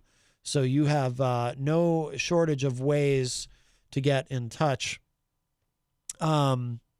We should talk about what's going on in Georgia briefly, and maybe we'll get into this more in the next hour. But Mediaite has this article up. A new poll shows Warnock and Ossoff leading the Georgia runoffs, which would give Democrats control of the Senate. You know, they're going to have another vote. They're going to have to do a runoff vote in Georgia, and it's very, very strange to see what's happening there because you have, you know, the governor of Georgia, Brian Kemp, who's having to defend himself against these attacks that are coming from the president and from others who are saying, well, you know, Trump actually won Georgia and they shouldn't have certified it for Biden, and it's all fake and it's a fraudulent election and the whole thing is suspect and there were fraudulent ballots and all this. So you've got all these people, you know, Trump and others, who are poor-mouthing Georgia, and, you know, Georgia is saying, Governor Brian Kemp and others are saying, look, election officials there are saying, no, our election was very secure, it was very safe, it was legal, and the results are what the results are, and they're perfectly valid. But then, so you've got people going there, people advocating for Trump going there and saying, we should boycott. I mean, this is so bizarre on so many levels. You have these people going to Georgia and saying, Republicans, we must boycott this election, this runoff election, because it's not fair and it's not right, and they're just going to steal the election from us. We should boycott this election. And just think about that for a moment. These people are telling Republicans, boycott the election. Well, what will that do if people actually say, okay, if Republicans actually say, okay, yeah, I'm not going to participate in a fraudulent election. I know the fix is in. I'll show them. I'm just not going to go vote. I'm going to boycott the election. I'm not going to participate. I mean, a child could predict the outcome of that and see the flaw in that quote unquote logic. I mean, what are these people doing? I mean, that's great for the Democrats, right? I mean, that virtually assures, if Republicans are actually convinced to boycott the election, that virtually assures that these Democrats are going to win in Georgia, and that will throw the Senate to the Democrats. The Democrats are going to end up with control of the Senate. I mean, this is crazy stuff. I mean, it's all crazy even without that part, right? I mean, we're already in crazy town, even if you remove that from the equation. But, you know, because we've never seen anything like this in our lifetimes, with Trump not accepting, not conceding, saying the whole thing was fake and stolen from him, and, you know, all these lawsuits, almost all of which end up getting thrown out of court, dismissed, because nobody seems to have any actual proof or even real evidence. So, to the point that Attorney General Bill Barr, who we all thought was a Trump loyalist, Bill Barr, he told the Associated Press, he said, look, I just don't see it. We haven't uncovered any evidence of voter fraud. At least, well, he was very careful with how he worded it. He said any evidence of voter fraud on a large scale, enough that would, you know, affect the result of the election.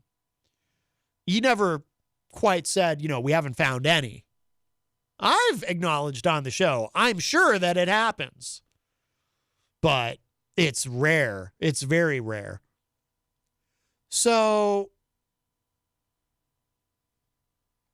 this is crazy stuff to begin with, right? We've never seen a president lose it. Well, actually, we don't see it that often that a president loses, that a sitting president loses an election, if you think about it. You know, voters are big fans of incumbency. We tend to reelect first-term presidents. Statistically, we do, if you think about it. Just like in New Hampshire, you know, for example, we tend to reelect governors. You know, there's a very high incumbency rate. We tend to reelect presidents. So for a first-term president to lose and not get a second term, you know, the previous president to do that before Trump was George H.W. Bush. He won the presidency in 1988. It was kind of a third term of the Reagan administration in a way, because he was Reagan's vice president. And then he lost in 92 to Bill Clinton. But then Bill Clinton served 2 terms. Then George W. Bush served 2 terms. Then Barack Obama served 2 terms. And Trump only gets 1. It is unusual. But so maybe there just haven't been, that many opportunities for something like this to happen statistically, I suppose.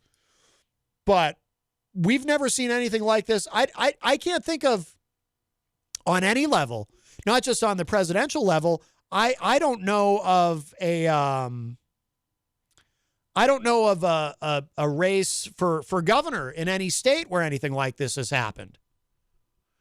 Where, I mean, I'm sure there's been of course there's been contested elections, but nothing on this scale where somebody just insists that they won with no evidence to back it up, with nothing to back it up, where everyone knows, including probably the person making the claim, that it's just not true.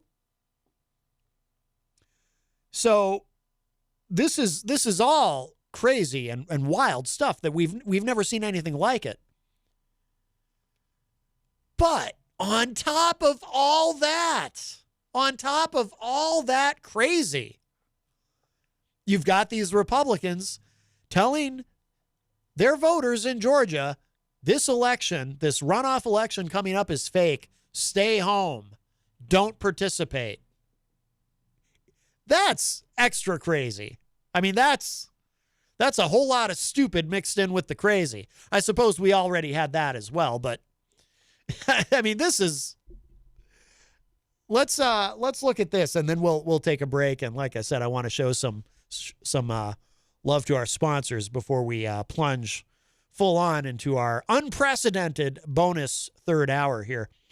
So Mediaite says an early look at the Georgia runoffs shows Democrats have a strong chance to take both races and with them control of the U.S. Senate. According to polling commissioned by Atlanta-based NBC affiliate Channel 11, Reverend Raphael Warnock and John Ossoff hold narrow leads in their respective contests against Senator Kelly Loeffler and Senator David Perdue. Ossoff leads by just 2%, 50 to 48, which is inside the survey's 5.2-point margin of error. That's a big margin of error, 5.2 points. Margin of error, it seems like, is usually 2 or 3 points. Warnock, however, holds a 52 to 45 advantage over Loeffler. Is it Loeffler or Loeffler? I think it's Loeffler, which is outside the margin of error. Yeah, that's a very strong lead. The balance of power in the Senate rests on the outcome of these 2 elections, which will take place on January 5. If either Loeffler or Perdue win their races, Republicans will have a majority. But if Warnock and Ossoff both win, the Senate will be split 50-50, with the Vice President-elect Kamala Harris as the tie-breaking vote. Democrats will have control. Turnout figures to be the deciding factor. Now, this is important because, remember, turnout is being directly affected, in theory, by what these people say. Unless Republicans in Georgia ignore what these people are saying at their rallies and decide not to boycott the election. Turnout figures to be the deciding factor, with numbers likely to be down for both sides, with the presidential candidates not on the ballot this time around as they were November 3rd. Observers are questioning whether Republican turnout might be further depressed, given President Donald Trump's repeated false claims of the vote in Georgia being rigged. Pro-Trump lawyer Lynn Wood attacked the state's Republican governor Brian Kemp on Wednesday and explicitly called for Republican voters to stay home for the Senate runoffs. Wood said at a rally, quote, "Why would you go back and vote in another rigged election?" The Trump team, however, has quickly distanced themselves from Wood, and the president himself is headed to Georgia on Saturday for a rally in support of Loeffler and Perdue. Oh, good. The president's going there for a rally on Saturday. Well, congratulations in advance to the state of Georgia. You get to have another super spreader event. Good for you. because nobody there is going to be wearing masks or social distancing. Remember, Laura Ingraham tried that, and Trump made fun of her in front of everybody. Oh, that's very politically correct of you, Laura, wearing a mask. But why would you say that? Why would you say, hey, don't participate in this election. Stay home. Just stay home. It's crazy. All right, so we're going to take a quick break. If you are just joining us and you're confused, because the Weekly Die-On this week was supposed to be a replay, and apparently it's an old episode, I was informed that I can go a bonus hour if I would like to, so that's what we're doing. We are live. This is Matt Connarton Unleashed. Welcome if you're tuning into the show for the first time. I'm usually on live weekdays 4 to 6, but I've got the extra hour this Thursday night. I'll be here till 7 p.m., but we will take a quick break here from the studios of WMNH 95.3. More Unleashed coming up. Don't go away.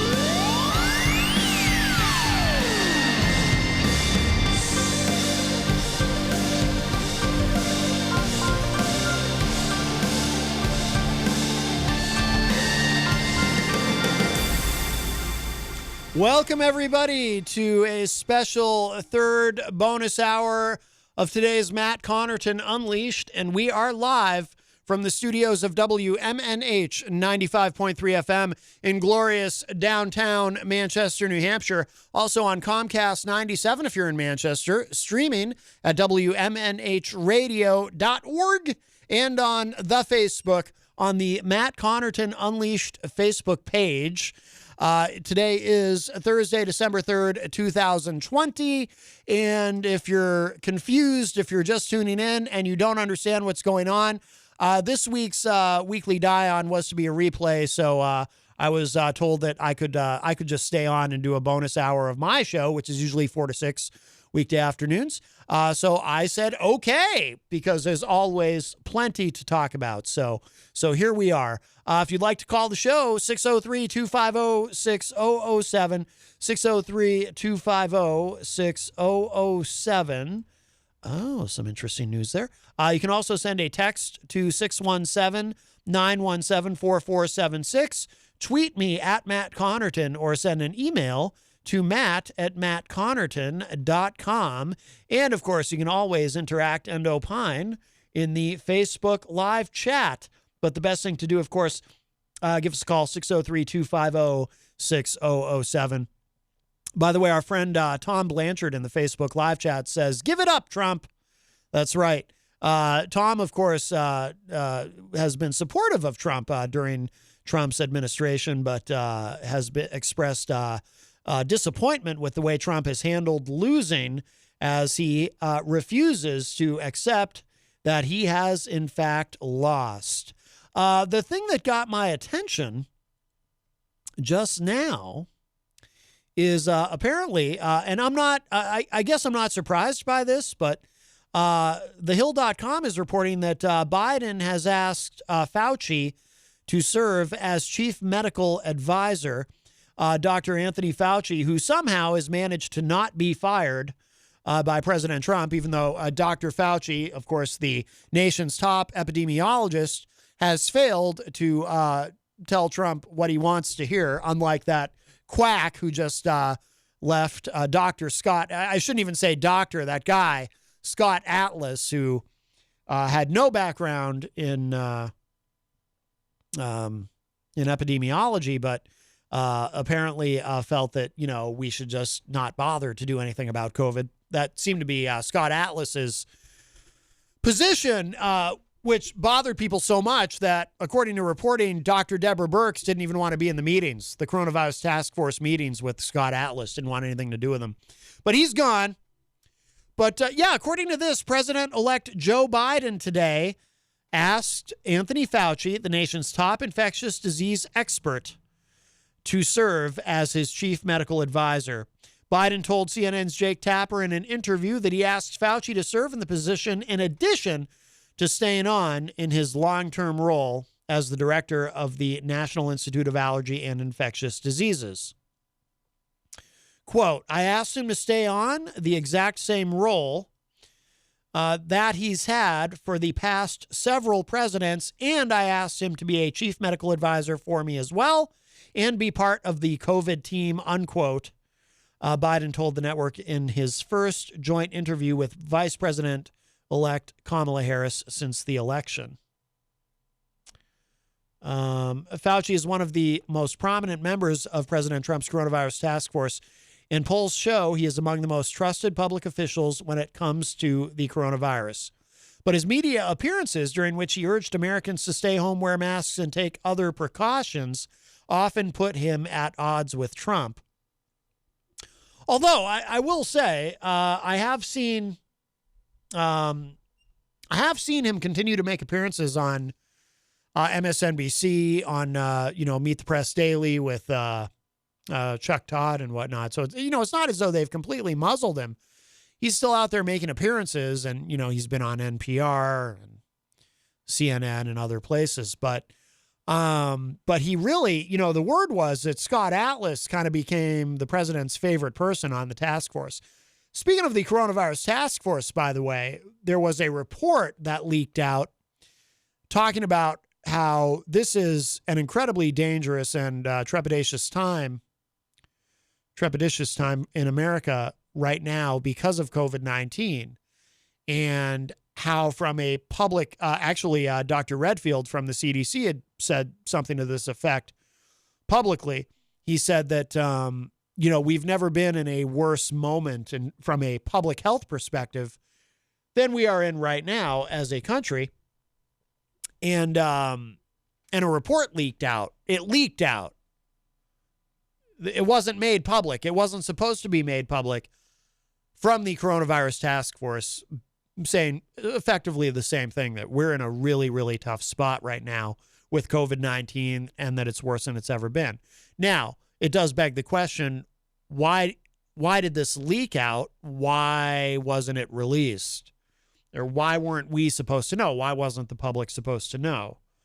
Now, Vice President Mike Pence, I presume, is still, the chair, right? The person in charge of the coronavirus task force. So is he making sure that this information doesn't get out because it contradicts what the president has said?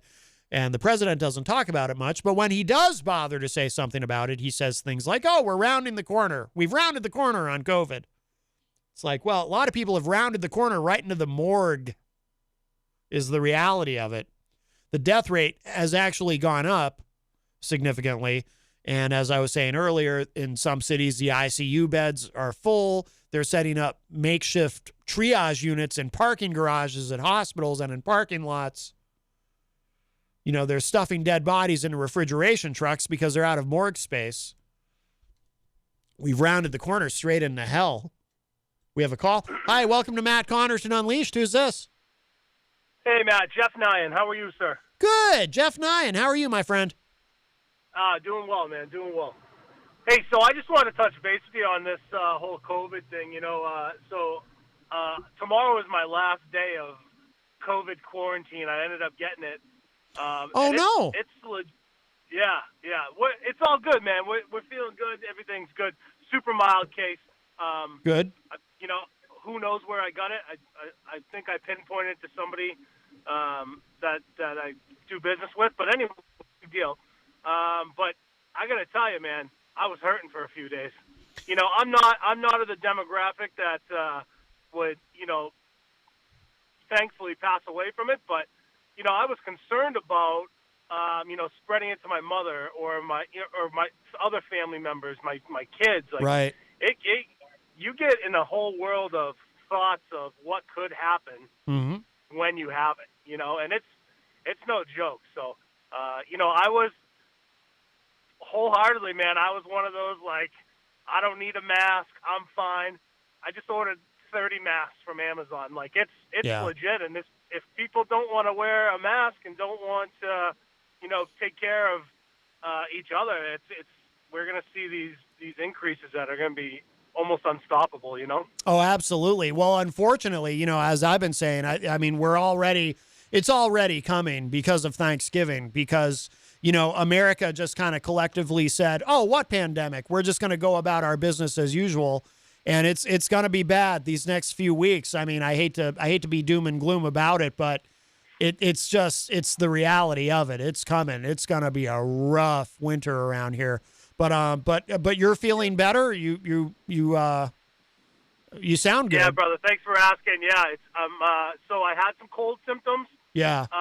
Which I just thought was runny nose. I didn't think it was COVID, and then I ended up getting tested because it wouldn't go away. Yeah. And so I had a little bit of nausea, but more than nothing, it was just more of like a head cold type thing. So. Oh, okay. But like I said, tomorrow's my last day of quarantining, so I can re-enter the world this weekend. I'll give it a couple extra days, but yeah, it's but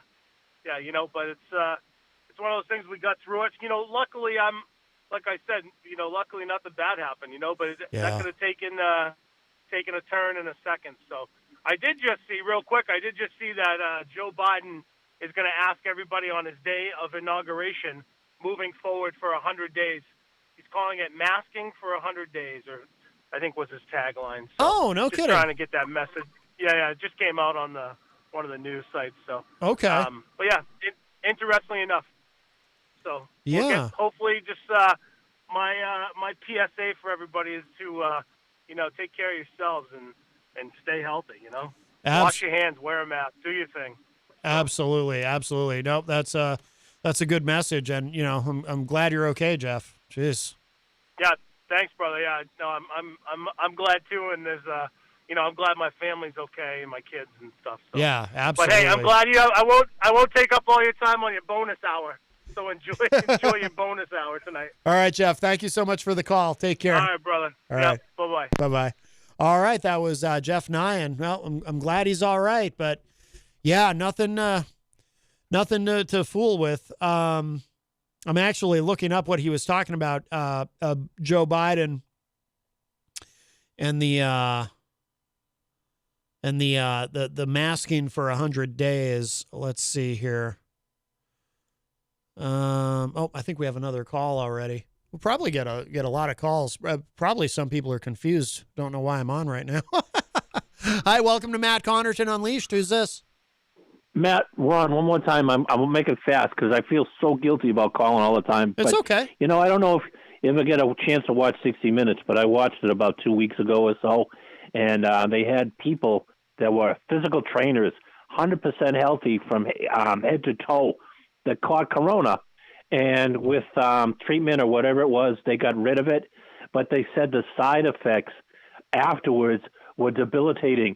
After your body tries so hard to get rid of the virus that it produces, I don't know, like white blood cells or something.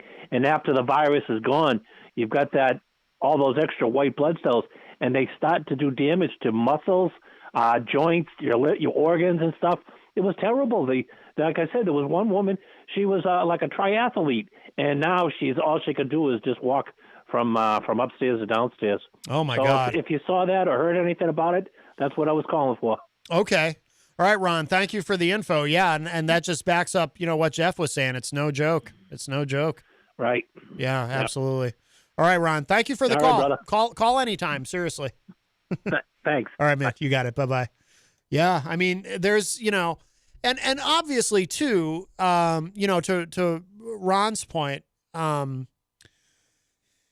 some of what Jeff was saying, too, if you're young and healthy, you're going to do better statistically, but there's no guarantee. See, people who don't take COVID seriously, they try to spin it like, oh, well, it's only really only old people who die or people with serious underlying conditions. And that's not true. Now, statistically, of course, if you're an older person or if you do have underlying conditions, you're more likely to be in danger from COVID. Yes, of course. I mean, that just makes sense. But like Ron was saying in that story that he saw, there's just because you're young and healthy, or maybe not necessarily young, but you're healthy and strong, that's no guarantee that, if you're lucky, yeah, you might just have very mild symptoms. You might even be asymptomatic, but there's no guarantee. And there have been young, healthy people who have gotten very, very sick, who have not recovered quickly, who have been, who are what they call long haulers, people who continue to deal with either symptoms or the aftermath when maybe the symptoms themselves recede, but they have permanent damage like scarring to their lungs, which makes it difficult to breathe. People who are going to have to deal with these issues for the rest of their lives, who are young and or healthy, but COVID, got them pretty severely, and they're going to be feeling the effects of it for the rest of their lives. And there are people who that has happened to, and as Ron was pointing out, just because you're a healthy person doesn't mean you can be cocky about it and just be like, oh, I don't care if I get it, I'll be fine. That is the attitude that some people take. It's not the correct attitude to have for a couple of reasons. One is, don't take for granted that you're going to be fine. You may not. You may actually die. Yes, there have been young, healthy people who've gotten COVID and died. Again, statistically unlikely, but it does happen. There's been children who have died from COVID. But also, too, by the way, you might be a young person, you might be healthy, you might be cocky about it and think, well, you don't care because you'll be fine. Even if you are fine, while you have it, who might you be spreading it to? Who will not necessarily be fine? That is what is so frustrating to me about the COVID deniers, the anti-maskers, the people who refuse to take it seriously. It's not all about you. It's also about the people around you. It's about the people you come in contact with every day. It's about the essential workers who you come in contact with every day, who have to go out and make a living, who don't have the option to stay home and avoid all of this. Oh, and by the way, the healthcare workers who've been working, 18 hours a day wearing those big, heavy N95 masks for months and months now, who are just past the breaking point. What about them? And maybe they won't end up taking care of you, but they might end up taking care of someone you unknowingly infected. That's why I get so angry. That's why I get so frustrated with Americans who just don't care. Like, Thanksgiving, we're in the middle of a global pandemic and everybody says, yeah, let's pack the airports and fly all over the place. We don't care. It's just... It's depressing to me. That's why it's good for me to be reminded, that there's also people who do positive things. Like when I walk in here and I see how successful the wonderful, the Miracle on Elm Street is this year, that Peter White and Matt Cushane, they work together on this every year and do a phenomenal job. And people clearly really have stepped up this year. And it's impressive. And that helps to restore some of my faith in humanity, which is a great thing, selfishly. Because my faith in humanity has been severely damaged by what I see as the selfishness and the narcissism and the just sociopathy, the mass sociopathy of Americans who just don't care how many people get sick and die. They just don't care. They're like, whatever. I'm not gonna put on a face mask. I'm not going to make any sacrifices. I'm just going to go about my business. And meanwhile, people are dying and they just don't care. We have another call here. Hi, welcome to Matt Connarton Unleashed. Who's this? Hey, Matt, it's Pauly C. How are you? Pauly C. from Retro Spectrum Radio with Pauly C. How are you, my friend? I'm doing okay. What are you doing on the air? Well, so I received a text message from the great Peter White, who, of course, as some people know and some people don't, Peter White, not only the host of the morning show with Peter White, but the program director here at WMNH, and he texted me and he said, hey, tonight's Weekly Die-On is a replay, and it's an old one, and so it's kind of out of date. So if you want to stay on for a bonus hour, you can. And I texted him fabulous. back, and I said, "Oh, hell yes." I didn't actually say that exactly. I said something like that. Of course, that's what you're going to say. Of course, and he knew that. He knew that. I've grown predictable. But, yeah, so here I am. All right, I'm going to go say hello to you. You're saying hello right now. I'm going to come in and say hello to you. Very good. Are you in the building already? I'm about to walk in, so I'll see you in about 5 or 10 minutes. All right, very good. I'll see you then. All right, bye. All right, bye-bye. All right, Pauly C from Retro Spectrum Radio with Pauly C will be here live in the studio, presumably at the news desk. Very exciting, very exciting. Of course, you can hear Retro Spectrum Radio with Pauly C every Friday night right here live on WMNH from 8 to 10 p.m., and I am Paul's co-host on that show, along with our great friend Dan Randlett, and we have a wonderful time. Hey, that's tomorrow. Tomorrow's Friday. Very, very exciting. Let's see. What's going on in the Facebook live chat here? Oh, Jeff Nyhan posted a link to that from Fox News. Biden to call for 100 days of masking. 100 days of masks after the inauguration. I wonder if that means, I don't think he's going to try to do, I assume he's not going to try to do a national mask mandate. Let's see. Oh, a lot of comments in here. Rob Dion says, I'm very glad Jeff and family are okay. Yes, of course, Jeff Nyhan. Tom Blanchard says, we lost 6 veterans since Tuesday. Thank you so much for your service. Wow. Eric Street says, I saw the 100-day masking rule on TV as well. Rob Dion says, Bosquen has been devastated. It's very sad.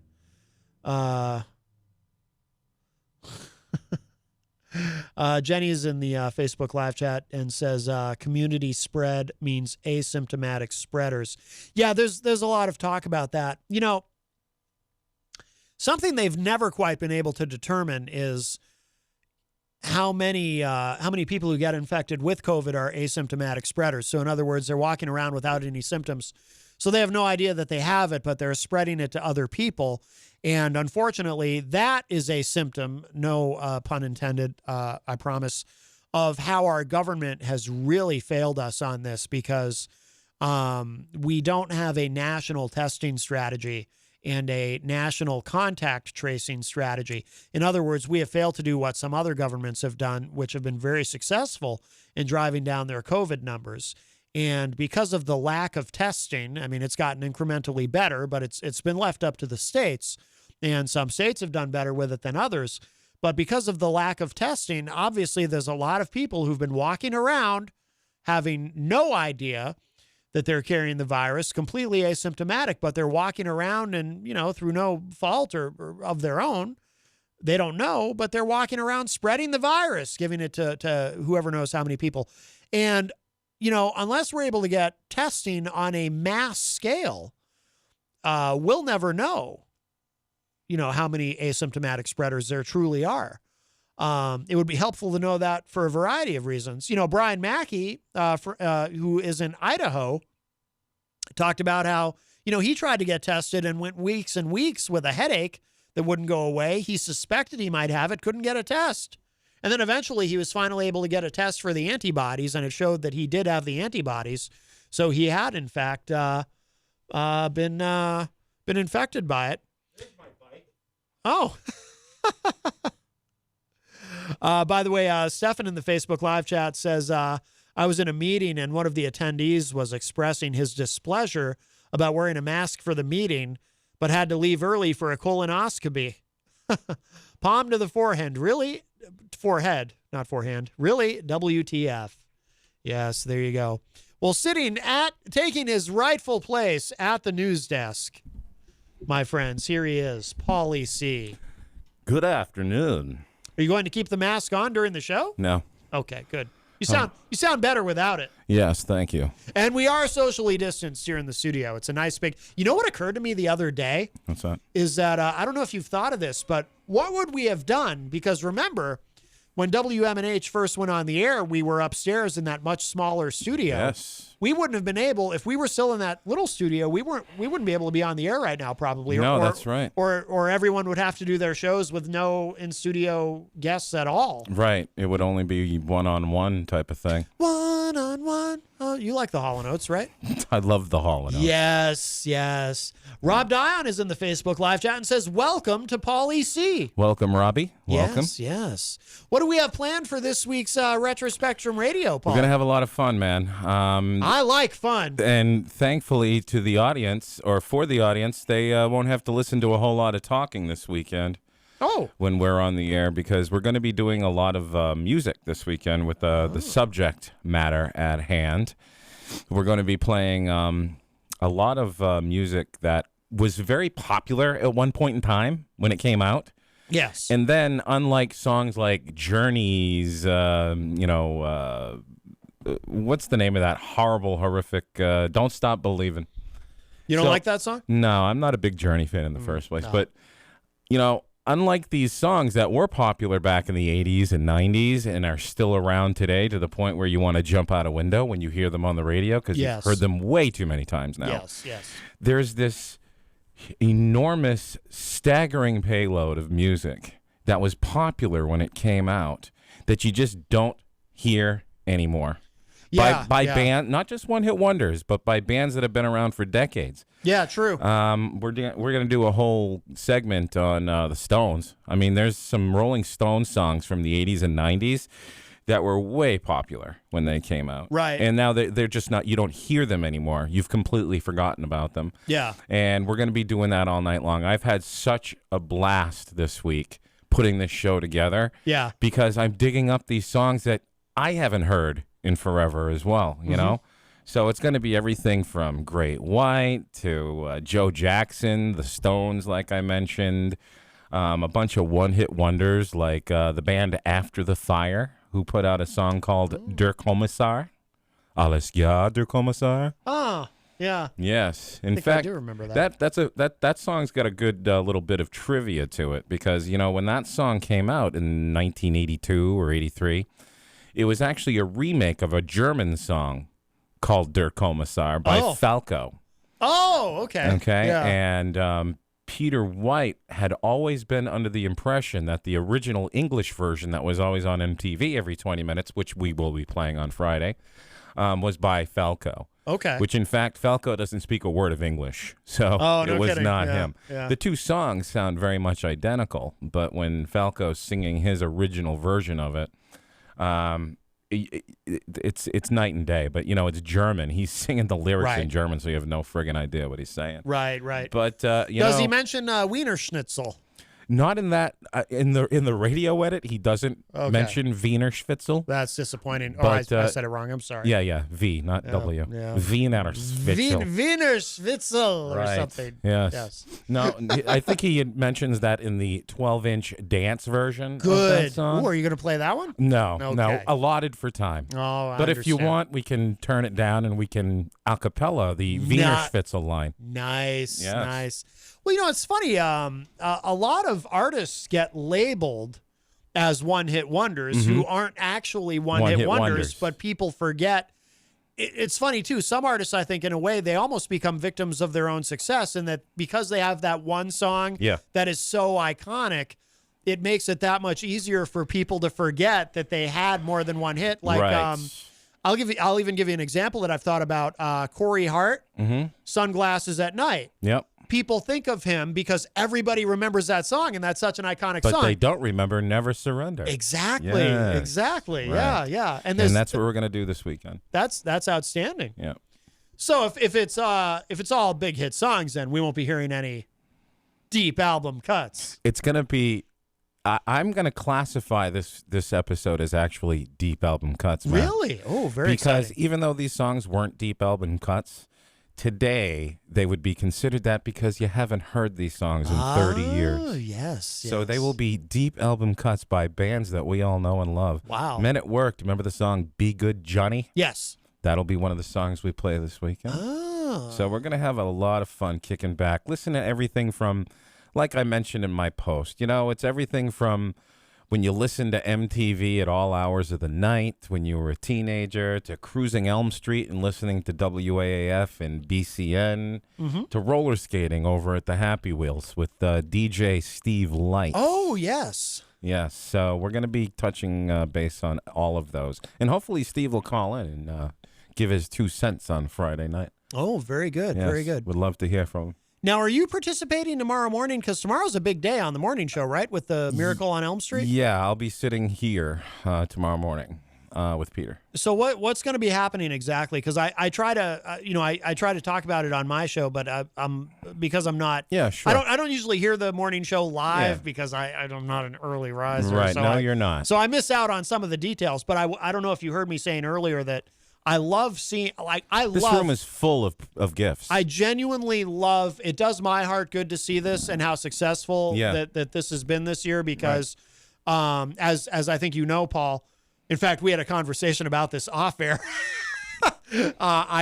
My faith in humanity has been severely damaged. I heard that. Yes, in the COVID era, but it helps kind of reboost my faith in humanity a little bit when I see the generosity of people, and I put it on the wide shot on the camera so people watching online can see. And you can't even see all the corners of the room, all the stuff, all the donations. It's like Christmas morning in here when I was a kid. I was in a house with 5 kids. Yeah, living in the north end of Manchester.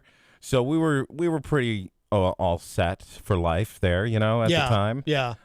So my father and mom and Santa Claus would fill my living room with presents. And this is what it looks like. I mean, it's packed in here from end to end, with the exception of the seating area where we're at. But everything behind me, there's got to be at least $10,000 worth of gifts in here. I don't remember it being this full last year. Right. This is incredible. Yeah. So anyway, along the lines of what that is, now the Miracle on Elm Street, last year and every year actually, Matt Cushane has a drive to collect money and gifts for children in the state. Yes. In the city, I should say. And this year we couldn't have it. Last year it was a huge event at Dairyfield. There were a lot of people there. It was such a wonderful time to be there and be around so many wonderful people. And when you walked into that function room, half of that room was full of gifts too. There was this little Christmas tree in the corner with mountains of presents that just superseded the height of that tree. Yeah. And it was just wonderful. And there was a full spread of food, and a lot of famous Manchester people were there, including the mayor for a few minutes. And this year, naturally, we couldn't do that. Yeah. So Peter and Matt arranged to have it up here in the studio where, the gifts are obviously pouring in. The Bridge Cafe today donated $1,000. Oh, my God. Wow. Yes. That's great. Yeah, and tomorrow what we're going to be doing is filing people in and out to say hello for a few minutes who want to come down to the studio and drop off a gift and so forth. It's not going to be anything where the room is going to be full of people. I think we're going to have 3 people in here max at a time. Yeah, of course. Including Peter and I. Yeah. So it'll be just, filing in and out, saying hello, giving our thanks to them for participating and dropping off a gift. 2 bicycles sitting here in the... Oh, yeah. It's amazing. I mean, those are beautiful bicycles, too. Yeah. And then, of course, we also have the Baker's Dozen, the Pauly C. Baker's Dozen tomorrow morning. Oh, who's the, there's usually a specific person it's about, right? No, that was just a couple of rounds we did. Oh, okay. You really don't get up that early in the morning, do you? No, or do you just not listen to Wednesday's shows and replay? No, because I'm usually up. I'm up very, very late. Yeah, very, very late. Yeah. So am I. Yeah. So I'm not an early riser. Sure. Right. So we're going to do that tomorrow. At 8 a.m. we'll have the Baker's Dozen, which will be just. Well, Peter thinks that it's going to be Christmas trivia. Yeah. But when I sat down last night to start building this, like with every week, my mind goes completely blank as far as building these questions, because I don't look up these questions and just jot them down. I create every single question, which takes 3-4 hours a night. Wow, really? Yeah, No yeah. kidding. So You really put a lot into it. 14 questions. And what I do is I watch a lot of old retro commercials on TV, on YouTube. Yeah. And I've been watching the Match Game Hollywood Squares Hour when John Bowser from Sha Na Na used to host it. And in the early 80s, in 1984, so mid-80s. Yeah. And I've been getting a lot of my ideas off just them reading the questions on Hollywood Squares. Not using them, but developing ideas just from the wacky questions that are asked on that show. That show lasted a season, I think. It was awful. Awful. John Bauman should remain Bowser and not be a game show host. I remember Sha Na Na. My dad and I watched it when I was a kid, and we loved it. But, I don't remember what he did after that. Yeah, I mean, it's kind of funny seeing him there because it's the same with us, you know, growing up in a house where we just listen to lots of I think I get my retro thing from my father because whenever we would go on road trips and stuff, he would have Sha Na Na and Elvis and Bobby Vinton because that was my mom's favorite. And you know, all this older stuff. And, you know, to see John Bauman wearing a sweater and sports jacket and have 80s hair and not make the Sha Na Na voice, you know, he just has a normal announcer voice, I guess, when he's not doing the Bowser thing. So that in itself is sitting and watching for an hour, you know? Just watching that, you're fascinated. It's like watching a fire. Right, right. By the way, Stefan in the Facebook live chat is asking about tomorrow night. Will there be any songs from In Excess, Shuba Shuba? Shabu Shaba. Oh, Shabu Shuba? Shabu Shaba. Okay. Yes. What is that? Is that an album? That's their first album. Oh. It's the one thing. Their original hit.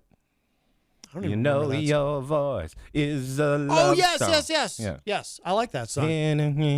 That's actually one of the few In Excess songs I really like. Yeah. I was never a huge fan.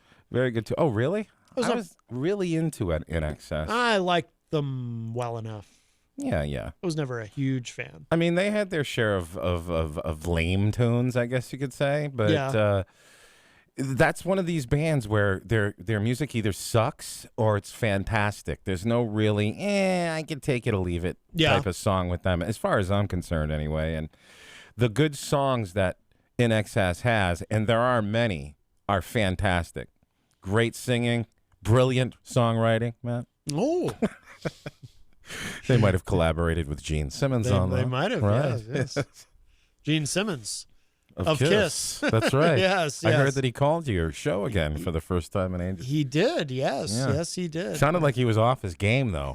Really? Well, he hadn't called in a while. You know, he's been holed up at home. Right. Yeah. They still have like 150 shows left on their end of the road tour. Yes. That they, that was interrupted. They would have been. It probably would have been done by now had not COVID happened. But Wouldn't it be ironic if they were never able to finish their 18th farewell tour? Just ending, being able to end it at all. It's not their 18th farewell tour. Everyone makes that joke, but it's not accurate. Well, okay. They had one farewell tour. All right. When was the goodbye tour then? The farewell tour with the last tour of the original lineup in. Okay, so there's reasons. 2001. 2001, yeah. Yeah. Dan and I saw them with the original in 2001. Yeah. Yeah, we'll talk about that on the air. That was quite an evening. That was the farewell tour. Yes. That's the only farewell tour they ever did. Well, what is this tour called? This is the end of the road tour. So this is the farewell of the band entirely, but it's not the original lineup. So the farewell tour, they were just saying farewell to Peter and Ace. Well, I think at the time they really thought it was going to be it, but then they did decide to. Right. Paul Stanley and Gene Simmons were like, "Well, we're still young enough to do this. It's not. We don't need those guys. They're a pain in the ass." I'm just waiting for the We're Back tour, which is going to be immediately followed by the Farewell Forever tour or whatever. I think Father Time might have other ideas. I think this really is the end. You think so? Yeah, Gene Simmons is 70 years old. This is it. How old's Paul? Paul is 67, 68. I think he just turned 68. Wow, so a couple of years younger. He's a little bit younger than Gene. Yeah. Huh. Yeah. No, I think this is it. Gene Simmons has often said, because he wears, well, I mean, they all wear the big outfits and whatnot, but Gene's outfit is particularly cumbersome. Yeah, right. He doesn't really want to be like, he said in an interview with, he was on Larry King's show, but Dennis Miller was guest hosting for him. And he said to Dennis Miller, he's like, by the time this tour wraps up, I'm going to be 72. I don't want to be 72. Or he said something about, I don't want to be 73 and trying to lumber around with all that stuff and the big cod piece and everything. It's very heavy. Right. Very heavy. He's always said that, because the Rolling Stones obviously are even older, but he's always said that Kiss will retire before the Rolling Stones do. It's not easy being the God of Thunder. Right. And Dr. Love. Right. You think he takes alternate days where one day he's the God of Thunder and the next day he's Dr. Love? No, he's all these things at once. He's the demon. He's Gene Simmons. That's true. Yes. Silly me. Yes. He's the ultimate multitasker. Right. Right. All right, Matt. Well, I just stopped by to say hello. I'm on my way home. I was going to go up and work, but there are a couple of shows not showing up tonight, so Kyle was good enough to sit up there for me. Oh, very good. I saw him come to the door and wave earlier. Oh, was that him? Yes. Who you waved to? That was Kyle. Kyle Heavey, host of Off the Mark Sports. Great guy. Yes. Great show, too. If you're into the sports thing, check that out, man. Absolutely. I'm not even really a sports enthusiast, but I had the radio on 95.3 this past weekend, and I found myself listening to it. Yeah. So he will intrigue you.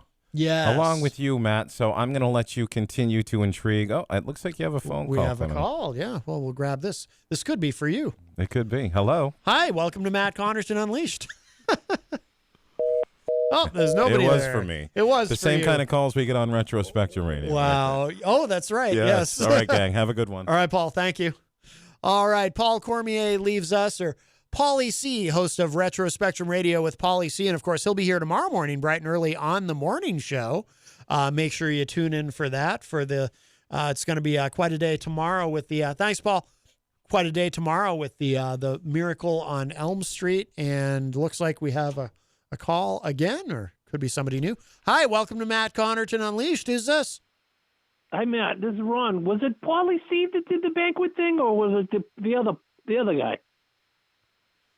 Oh, the last year? Yeah, the thing that I heard on the radio last night that was talking about banquet. They were doing shows from 5 years ago. Was that the person who did it? Oh, you're talking about Retro Spectrum Radio. Yeah, that was Paul's. Yeah. That was a previous iteration of Retro Spectrum Radio.